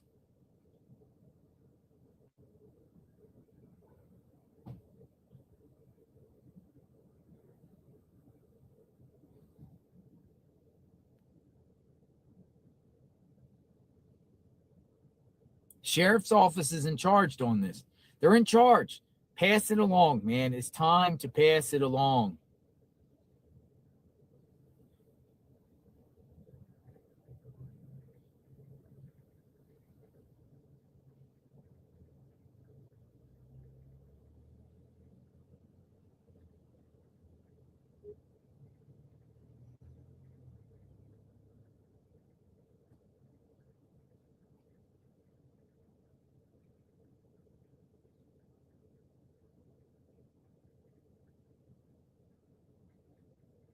It's time for the Arizona Attorney General or the FBI to take over the Nancy Guthrie case.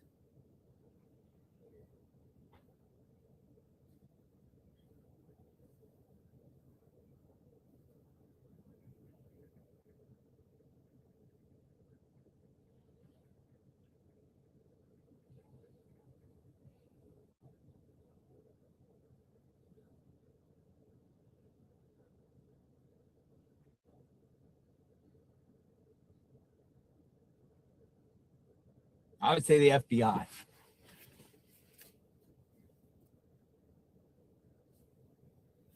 Can the family not request them to turn it over to the FBI? Well, the feds have to have jurisdiction, right? But this is such. I can't answer that question. I don't know. Edelman, too.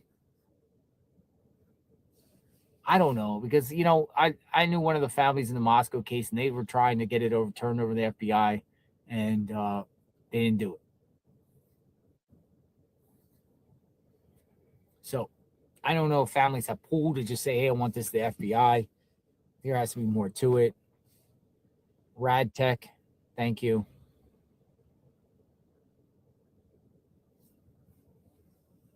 Man, share your thoughts about this new. I mean, this is huge, man, because we're at a snag. We're at literally at the beginning. Dude, he's depending on DNA to solve this case, it appears.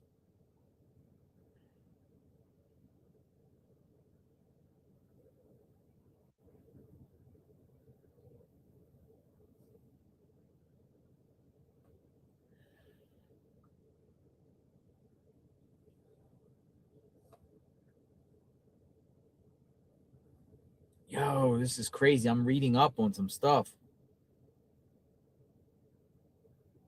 Let's see, NBC News.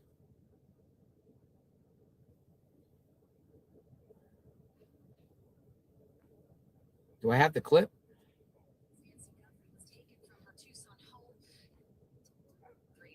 Nancy Guthrie was taken from her Tucson home. Investigators are still searching for clues. It's never fast enough for the sheriff. I want it like you. Come on, guys, let's go, let's find her. But the reality is I also know that sometimes things take time. Late Friday, Pima County Sheriff Chris Nanos sat down with NBC News to take stock of the investigation so far. Are there names you're looking into? No. Would you say the investigation is growing or shrinking? In terms of leads and working and getting out there, I think that's still growing, yeah. A big break in the case, this Nest camera footage released 11 days ago, showing a suspect on Guthrie's doorstep the night of the kidnapping. I think we're getting a little closer to identifying some of the other articles, not just that backpack, like the shoes, the pants, the shirt or jacket. Another key lead, unknown DNA found inside the Guthrie home, potentially belonging to the suspect. Nano says the samples are mixed, meaning they contain DNA from more than one person, making it harder to run through national databases. Our lab tells us that there's challenges with it. The technology is moving so fast and in such a frenzy that they think some of this stuff will resolve itself just in a matter of weeks, months, or maybe a year. 21 days in, no arrests, no named suspect, and still no sign of Nancy. What's your message to the Guthrie family? We're not quitting. We'll find her. Yeah. Aaron McLaughlin, NBC News, Tucson, Arizona. My goodness.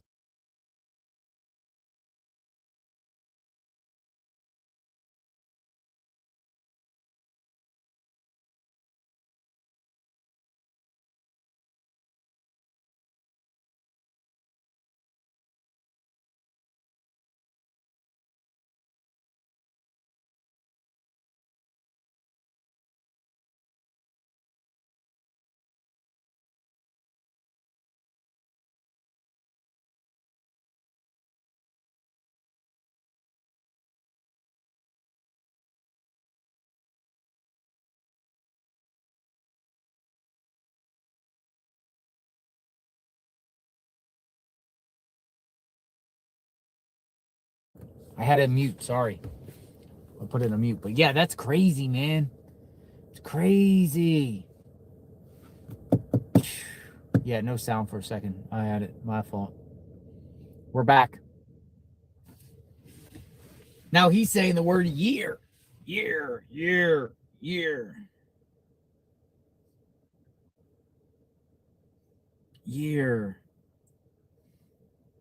No names, DNA, lab messed up.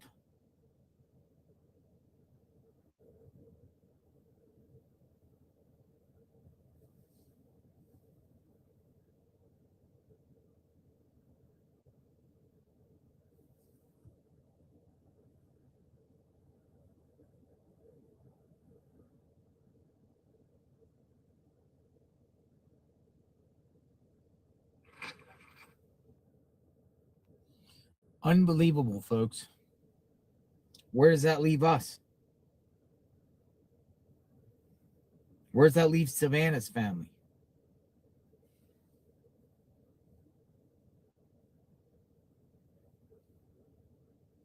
Nothing. Some people say Nanos is involved here. This is just weird, man.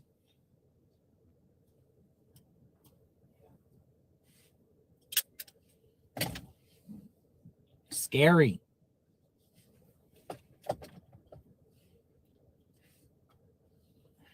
Scary.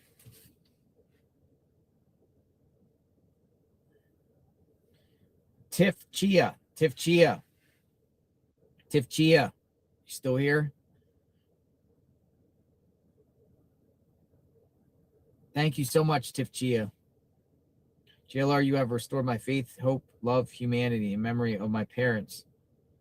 Thank you for sharing that, Tiff Chia. Tiff Chia, this is...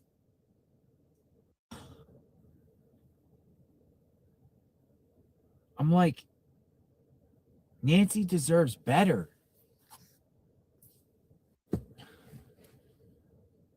This is not good news. It's not about this, what we just heard. Caroline, Taterville, thank you. Caroline, this is Taterville. This is not good news. Kennedy XOXO. A community can ask for the sheriff to step down and turn over a case to FBI after all the perp is still out there in the community. The perp could be out there in the community still. Re214. Thank you for all you're doing. This sheriff is terrible. Nancy will never be found. Oh, man. Latrina Bryant, 1865. Replace the sheriff. Where's the mayor? Where's the governor? Where's the attorney general? Nancy deserves a professional investigation and to be reunited with her family. This case is going to be cold soon. Let her go, perpetrator.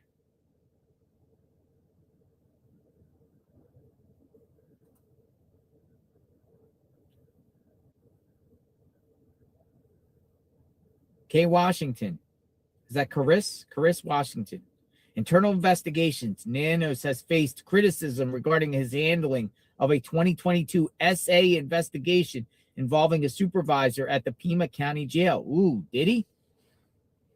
Share that information out. Internal investigations. Nanos has faced criticism regarding his handling of a 2022 SA, you know what SA means, investigation involving a supervisor at the Pima County Jail. The more you know. Pink Moon, 3645. Very grateful. Thank you. The sheriff's office cannot handle such a large case. They do not have the competence. This is turning into a prestige case for the sheriff's office. It needs to be effectively be handed over to the FBI to take the lead. I think most people would agree with you there. Why doesn't Savannah use her influence and get Nanos kicked off the case? Emily Bird 7432 says. Seems kind of strange. Why doesn't Savannah use her influence and get Nanos kicked off the case?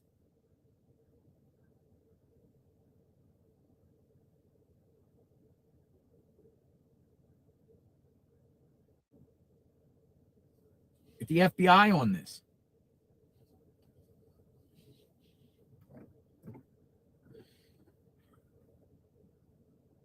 Oh, my goodness. Dude, I saw a report that they're basically saying Savannah's not going back to NBC because of this.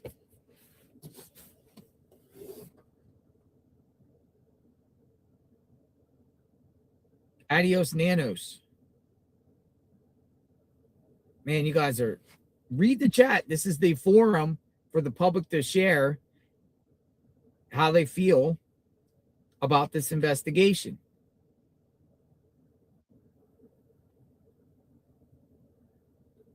Crimes have consequences. 4268.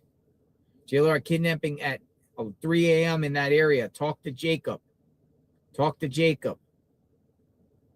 I'll talk to him when I see him out here. He might be out here soon. If I see him, I'll talk to him. We're talking about Dad's Going Live, right? If I see the truck, what about a kidnapping out here? 3 a.m. Jacob is Dad's Going Live, right? I think it's Dad's Going Live, right? Never caught his first name.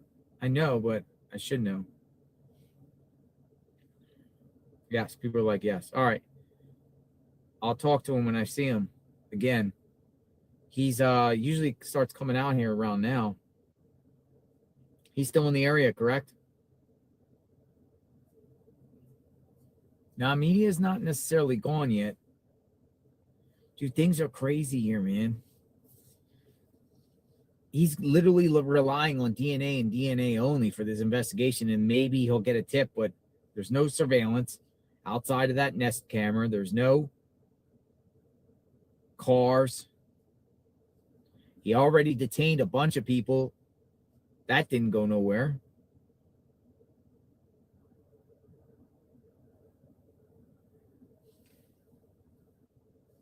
I don't even know what to think here.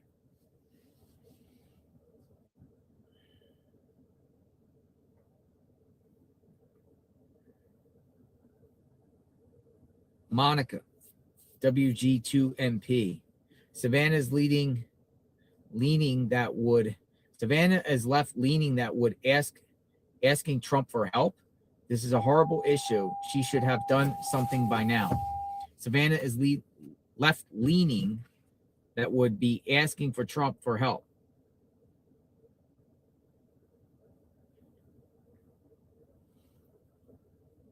How to read double what you said, Monica. Savannah's left leaning. Asking Trump for help. It's a horrible situation. She should have. Politics aside, I don't, yeah, I've always said true crime brings people together. And, in the true crime world, I don't care anyone's politics. I don't care. I cover things how I cover, but I don't care about anyone's politics. But true crime does bring people together.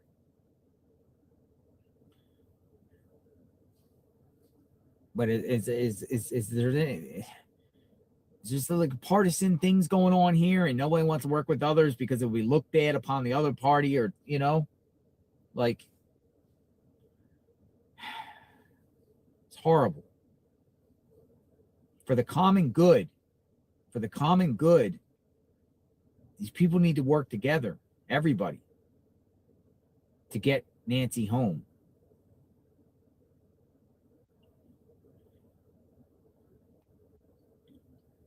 Mason's mom's travel. Nanos has 0 to go on, and yet he doesn't want volunteers to search. I hope there's a huge turnout tomorrow. I hope there is too. I really do. Nicole D, P7C. What about the other gloves they found with the blood 1 mile from their home? Did they mess that up too? I know we don't hear much about those gloves. I mean, it took them a while to get, but was those the gloves that got analyzed, or some other gloves? Gloves with blood would be a priority over any other glove that would have been found, I would think, right? Gloves with blood. Amanda H says, hey, ho, ho. Sheriff Nanos has got to go. Hey, ho, ho. Sheriff Nanos has got to go.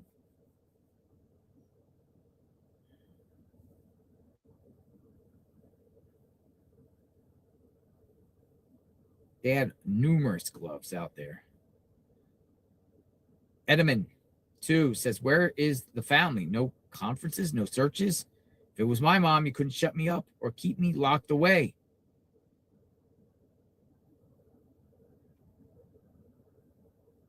Crystal Queen, you think they have a video of NG getting carried out and they just haven't released it? I don't think so, Crystal Queen. I think they don't have anything. But the reason is why. There's just so much to this. I don't think they have. If they're withholding anything, that is, I think, is shameful too in this situation. The public could help with anything. Release a video of something. If they have any additional information or videos, they need to release it to everyone. That could be the crack. The public crack this case if they had. I'm assuming they don't have anything else. I'm assuming they don't have anything else. But they did. They need to release something. If they're stumped here from this lab and the DNA is the only thing they're trying to get on, they need to release something. Have they used cadaver dogs yet? I believe, Janice, they've used dogs at the beginning stages. Don't know what the dog's capabilities are.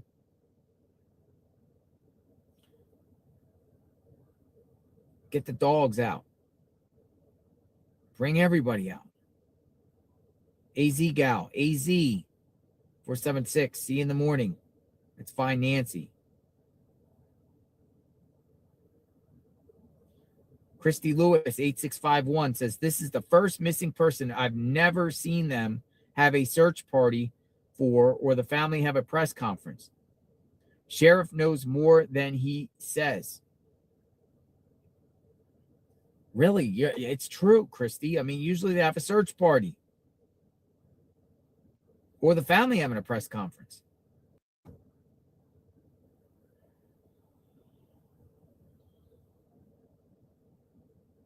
Or the family side by side with the sheriff.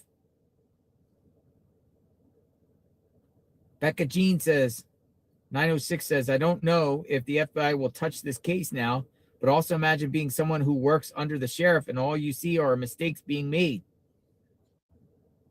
Well, if you speak up against nanas, you might get fired. Might get suspended. If you whistle blow, you might get retaliated on, right? How dare you go against? Maybe there's somebody brave in that department that steps to the plate and says, hey, look, I'm here to help. This is what's really going on. Break the chain of command. A brave soul out there within the Pima County Sheriff's Department. I don't know. Unless you have confidence in nanos, people in the chat have confidence in them. But this does not sound good. Sounds like a scandal. Sounds like a scandal. California Madison 2013. Imagine if Nancy was your mom and you didn't speak up or actively participate in the search at this point. None of this makes sense. Bring Nancy home. None of it. Hey, Coco Love. Nice to see you. Every missing person alert states that they were what they were wearing. Exactly. Why isn't it the same for Nancy? Exactly. Whatever their attire is, you share out what they were last wearing because you don't know if they changed clothes or not. Just put it out there, what they were last wearing. But in this particular case, why? Because she was in her house? They're not sharing what she was last wearing. Share what she was last wearing when she went to Tommaso and Annie's house. Just share. Share what she was last wearing. This is like the only time I've ever seen on a flyer. We don't even know what somebody's wearing. The last person that saw her should describe what she was wearing, and they should go by that, right? And I don't know if they got ring camera of her returning home or the Nest camera of her returning home, but you need to put something out what she was last wearing because she could be wearing that. Some people go out and go to bed and wear their clothes when they go into bed. They don't change. Some people do that. If they're too tired, whatever, they go out, they have a long night, go home, lay in bed, wear the same clothes they ran out with. People do that. People say no silver alert. Was any footprints or tire tracks did they find? I don't know about footprints and tire tracks.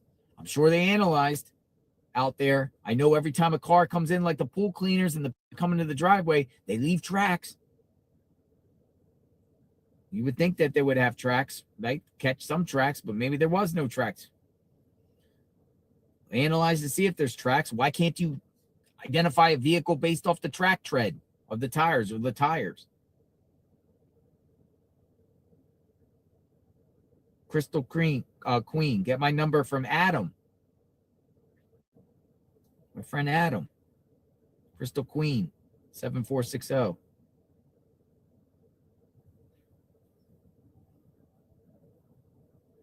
I know Adam.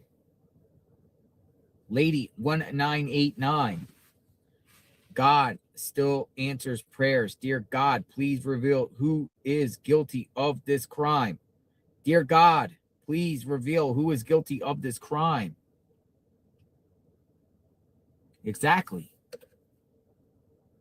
Turn the lights on. We're almost dark. Like we're dark. We're dark. L6181S9N. The game is over for them. Someone's going to break. They didn't think it was going to go national.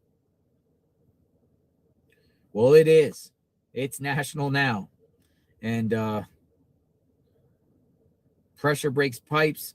I mean, there's so enormous pressure on all fronts here.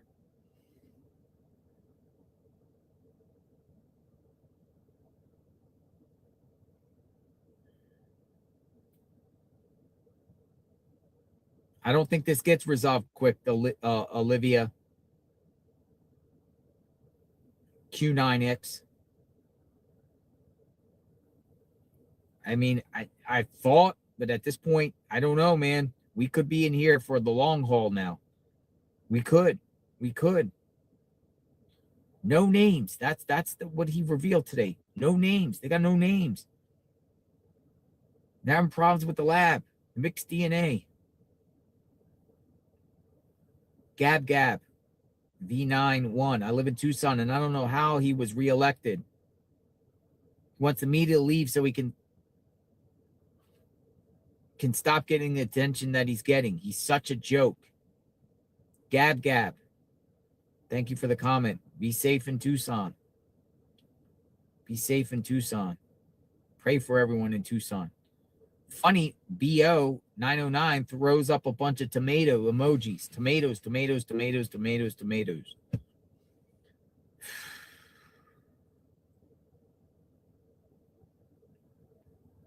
This is nuts. Where do we go here, folks?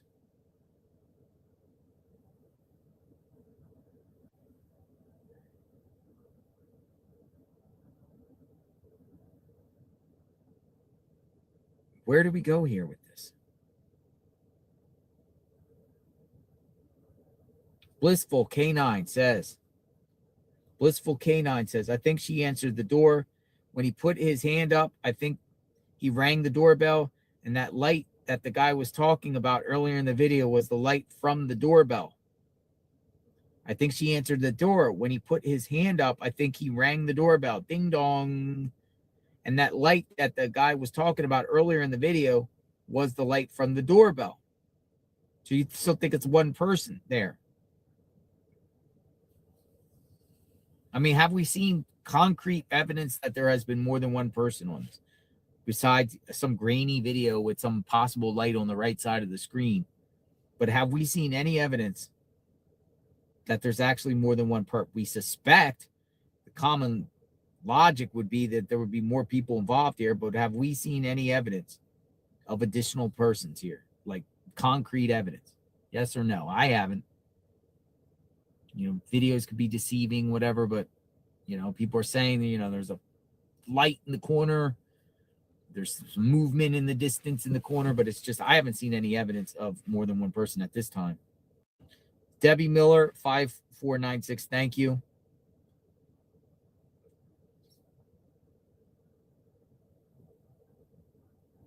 Dad's going live. Wife and son in town visiting today. Okay, Poetic Patriot. But I'll get with him about the kidnapping. Hear his take. I'm going to read all your emails later on tonight. You might get a response from me. You might not. Don't take it personal if you don't. But I am very grateful for people sending emails with information. Misty Haynes, 8885. What the sheriff say to the family? If he's involved protecting someone, he will advise them to stay quiet and lay low. I want the sheriff investigated. It's the only scenario that fits this nonsense. Misty has taken Misty Haynes' activist role here in saying sheriff must be investigated. Protest the sheriff. I understand your frustration, Misty. I really do. And I think a lot of people also feel the same way. Listen, I'm not here to persuade everyone to hate the sheriff or anything like that, but we see it how we see it. We call balls strikes. I don't like how this case has been handled. But again, that's my opinion. I'm not here being out here in the field and seeing what's being reported and seeing the lack of information here, no press conferences, just how the whole crime scene's wide open and how this investigation go. And I'm sharing what I see. And you guys are seeing it too, not only from here, but the other feeds and the press conferences and everything. And you're coming to your conclusion. But again, he might still have a lot of support too. I don't know. He's not giving any press conferences, but it's just, wow. I could say that the deputies out here have been cool. Deputies don't bother nobody. Deputies act professional out here. Are people searching really? Like, how many people within his department are actually looking for Nancy? Christy Lewis. Why would she take an Uber to their house but not take an Uber home? I'll never make sense of that, Christy Lewis. We've discussed this many times about why she would take a Uber over there and not home. Take it over? What are you going to say? Oh, okay, I'll take an Uber over. Why just, it's a 10-minute drive. Why didn't somebody just come pick her up, or she just take an Uber home? Why didn't somebody pick her up from the get-go, bring her over there, take her home? Or why didn't she go to Uber and take an Uber back? Why wouldn't they pick her up? I don't see her making it inside in 2 minutes. Thank you for the comment. So many comments are just flying through here. Sheriff Nanos. What is happening here? As it starts to get dark out here.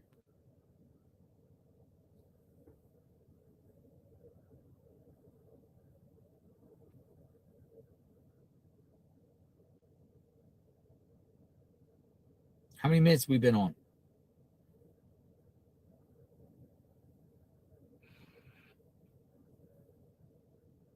Oh, we only got about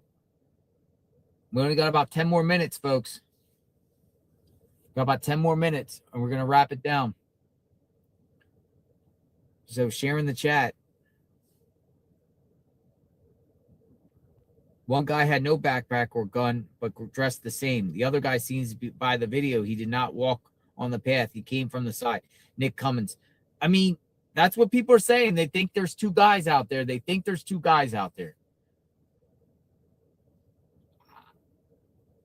To me, it's hard to tell.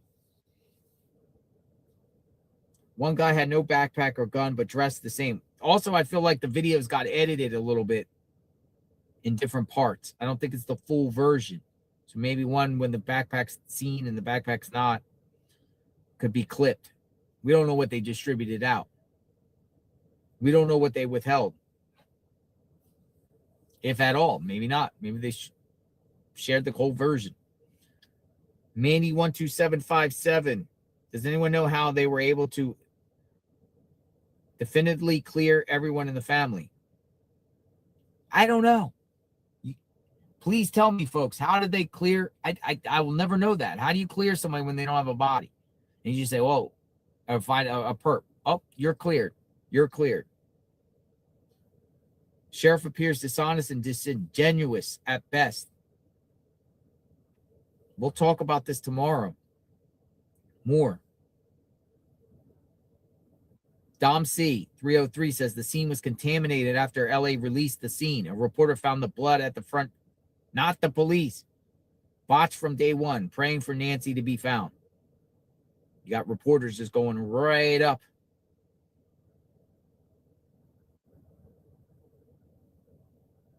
Right up on the scene.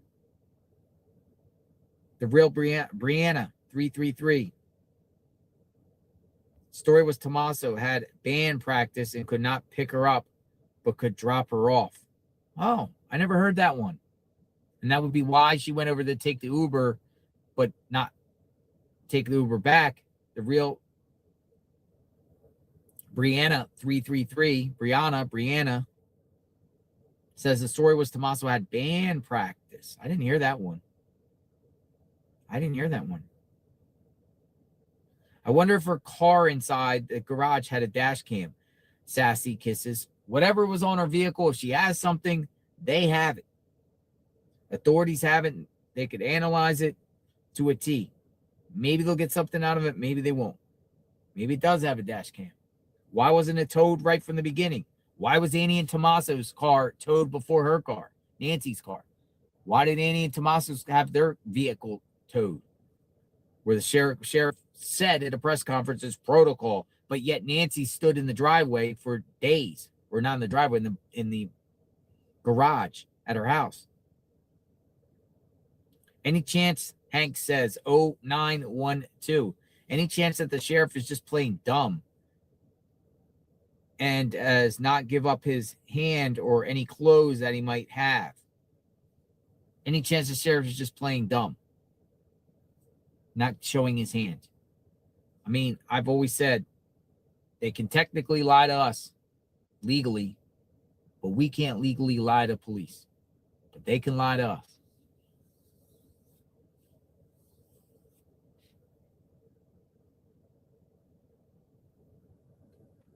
Wild.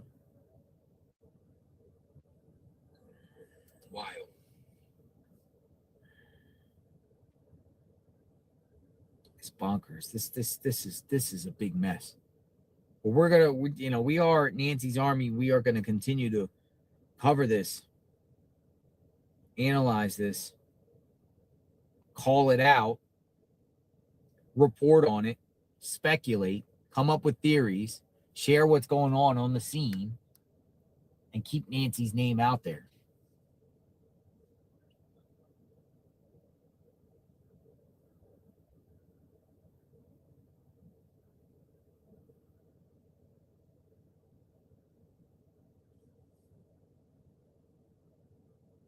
Mystic Empress, welcome to press. We need to lift the family. Nancy in this investigation up in prayer. Mimi 195 says we need to lift the family. Nancy in this investigation up in prayer. Lift the family.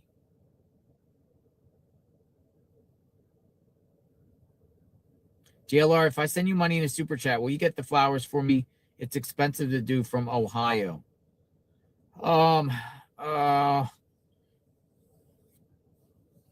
mean, I don't. Do I have to get more flowers? We got flowers before. Kimberly, we already sent a thing of flowers, Kimberly. But if you really want to send flowers, I would strongly recommend, contact the local florist, that one that's always on our live feed. I don't know the name, Casas Adorbis or something like that. Flowers. Contact them.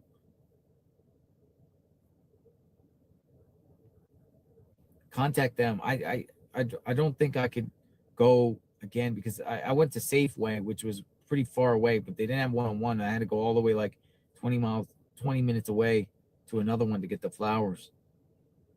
And the thing about it is, Kimberly, once I'm done these feeds, I go settle in, get some rest, and come right back out here to the scene. When we sent flowers as a group, I would strongly recommend contact the local florist. They can do it. They can do it.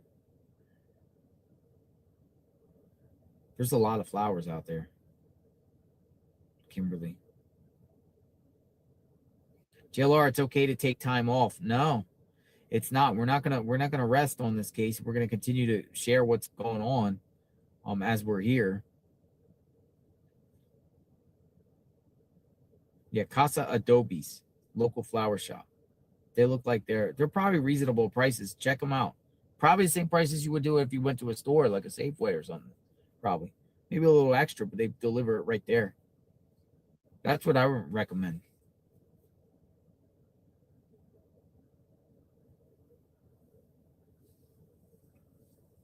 Yeah, it's just it's crazy. But you know, we'll stay with this. We're gonna continue to cover, and I will continue to share the latest. So I think I'm gonna sign off because we only got a couple more minutes. I want to make sure this feed stays. I'm gonna step out a minute in the stream, but I just want to close for y'all. As we're boots on the ground in Catalina foothills. What the heck happened to Nancy Guthrie? Where is Nancy? Who did this crime? Who are the suspects? Who is the suspect? Who are the suspects? Plural. What is happening with this investigation? Everyone, say a prayer for Nancy, Nancy's family, law enforcement, from the Pima County Sheriff's Department to partnering agencies, the FBI, federal authorities. Pray for everybody. Pray for all the volunteers that have been out here searching. Pray for everyone that has been sending Nancy flowers. Pray for the media that has been covering this case. Pray for all the streamers, everyone that has been covering this, the community of Tucson, all the neighbors out here that have to be subjected to this in fear. Somebody's out there. This case will be solved. The perp will get caught, or perps. I will continue to give you coverage of what's going on out here. Be back first thing in the morning. If anything breaks on this case, you will hear it here on Solar Investigates. First thing in the morning, we'll be back. We'll keep the spotlight on the situation. They're out here. The deputy's still out here. It's getting cold out here. I'll be back later. If they do a manhunt tonight, if they do some sort of SWAT, we're jumping back in the car and we'll follow them to the scene. I am JLR Investigates. Thanks everyone for the support. Justice for Nancy.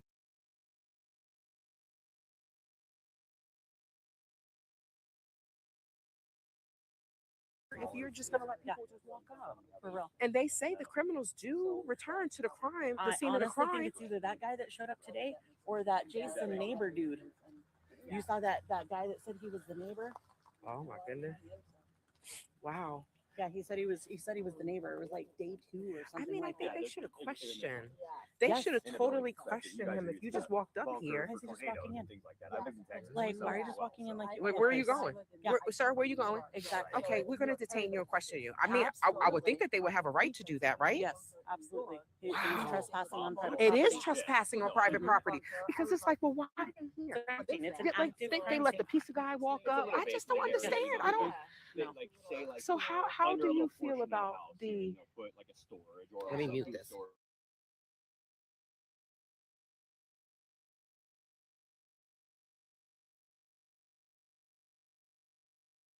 Not But any, I just not I any didn't better than the mayor. I didn't vote for him. I did not vote for him. Nope. I was very vocal about not voting for him. But okay, it's police. Yeah, Okay, because somebody's okay, parking right here.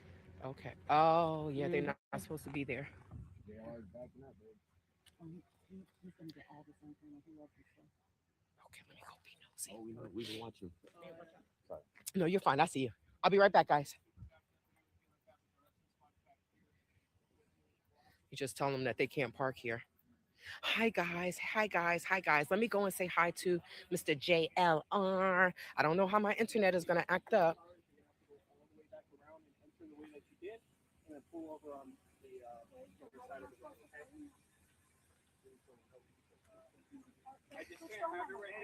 Hey, I didn't know you drive what I drive. Good to see you. Good to see you. I'm on the phone right now, but it's good to see you. I'll see you tomorrow, yes? Bye-bye. Okay. Thank you. You as well. All right. So what happened was, oh, here go Mel.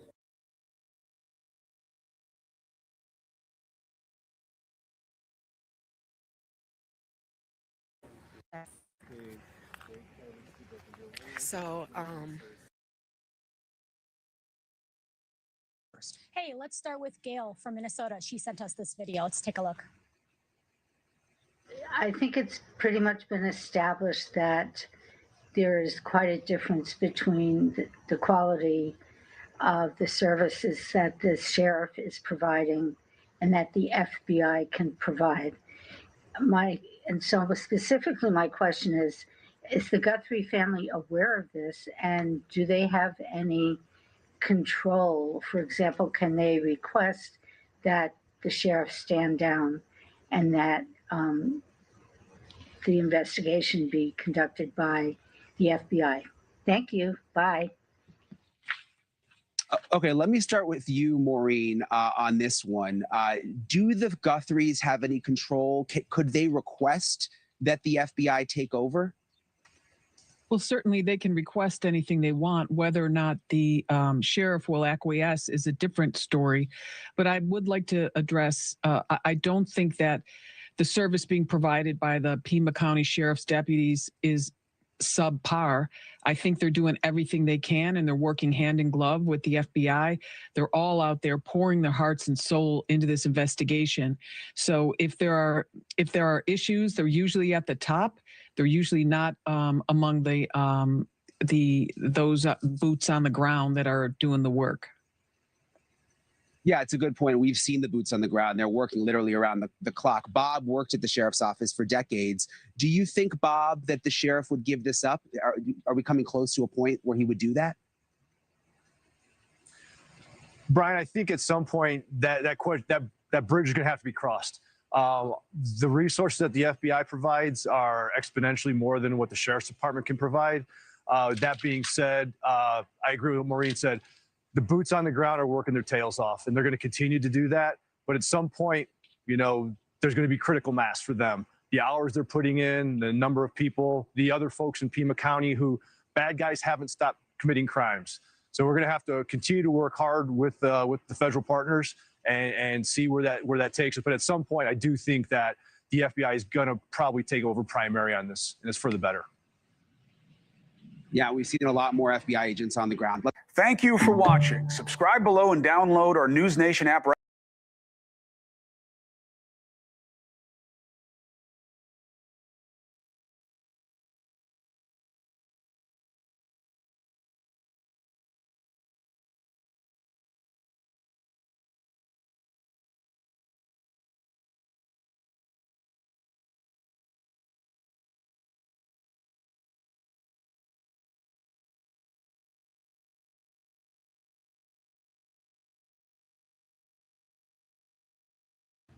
It's spotty. 5G. There's dead spot.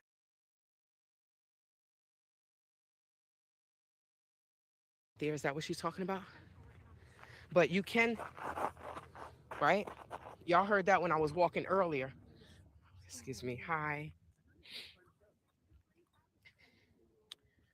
Yeah, so and she's coming to pay her respects.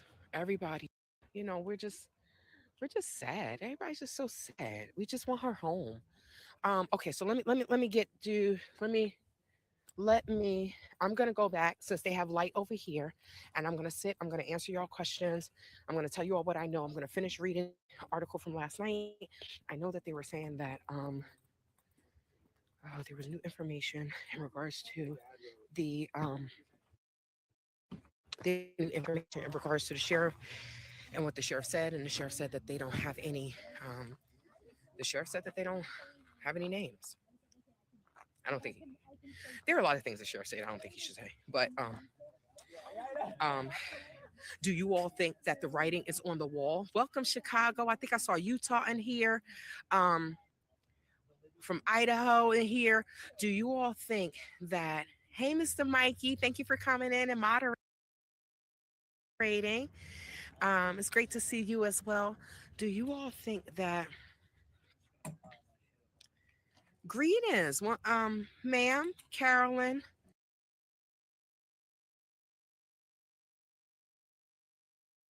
Greetings. She said, Jewish woman in the chat. Welcome. May God bless you. Georgia.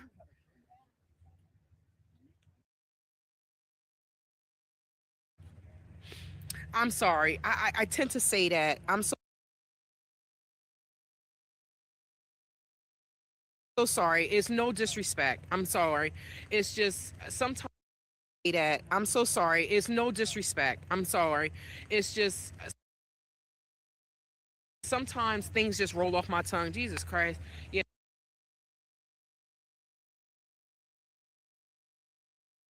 Oh, I think it went from 3 or 6 to 8 inches. Now they're saying it's over 12 inches. The East Coast, y'all. This is why I ran away from home. This is why I ran away from home. It's too cold. Um,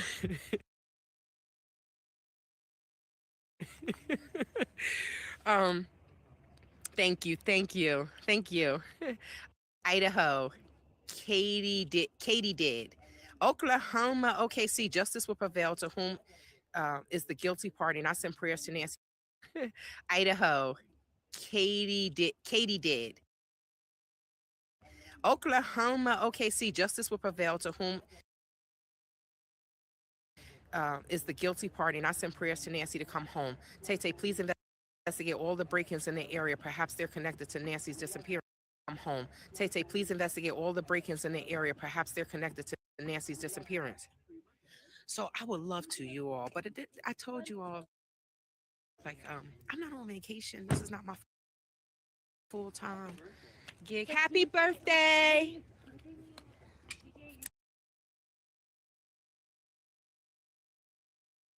Well, she looks nice. Okay. Look, I'm like, happy birthday. I'm like, I cannot unsee it now. So, they're so cute. They're so cute. You know, I have never. She said, "You're a celebrity." Look. She said, "You're a celebrity." Brian is a celebrity, whether he know it or not. He is. And JLR and Dad's Going Live. They're all celebrities, you know, and in their own regards. But they're covering cases, and we appreciate that. They're covering, you know, like I said, cases. They're covering crimes.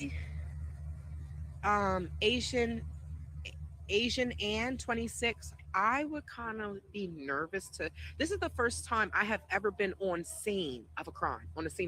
This is my first time. So when you all tell me you're natural at this, I appreciate you, because I'm like, y'all know what, that Friday I wasn't going out there. I said, I'm not going out there. SWAT, they shooting. They might be shooting. I'm not. But once everyone else started going out there, I'm like, okay, all right, it's safe. Is it your birthday? It is. Happy birthday. Are you Latina? Oh no, I'm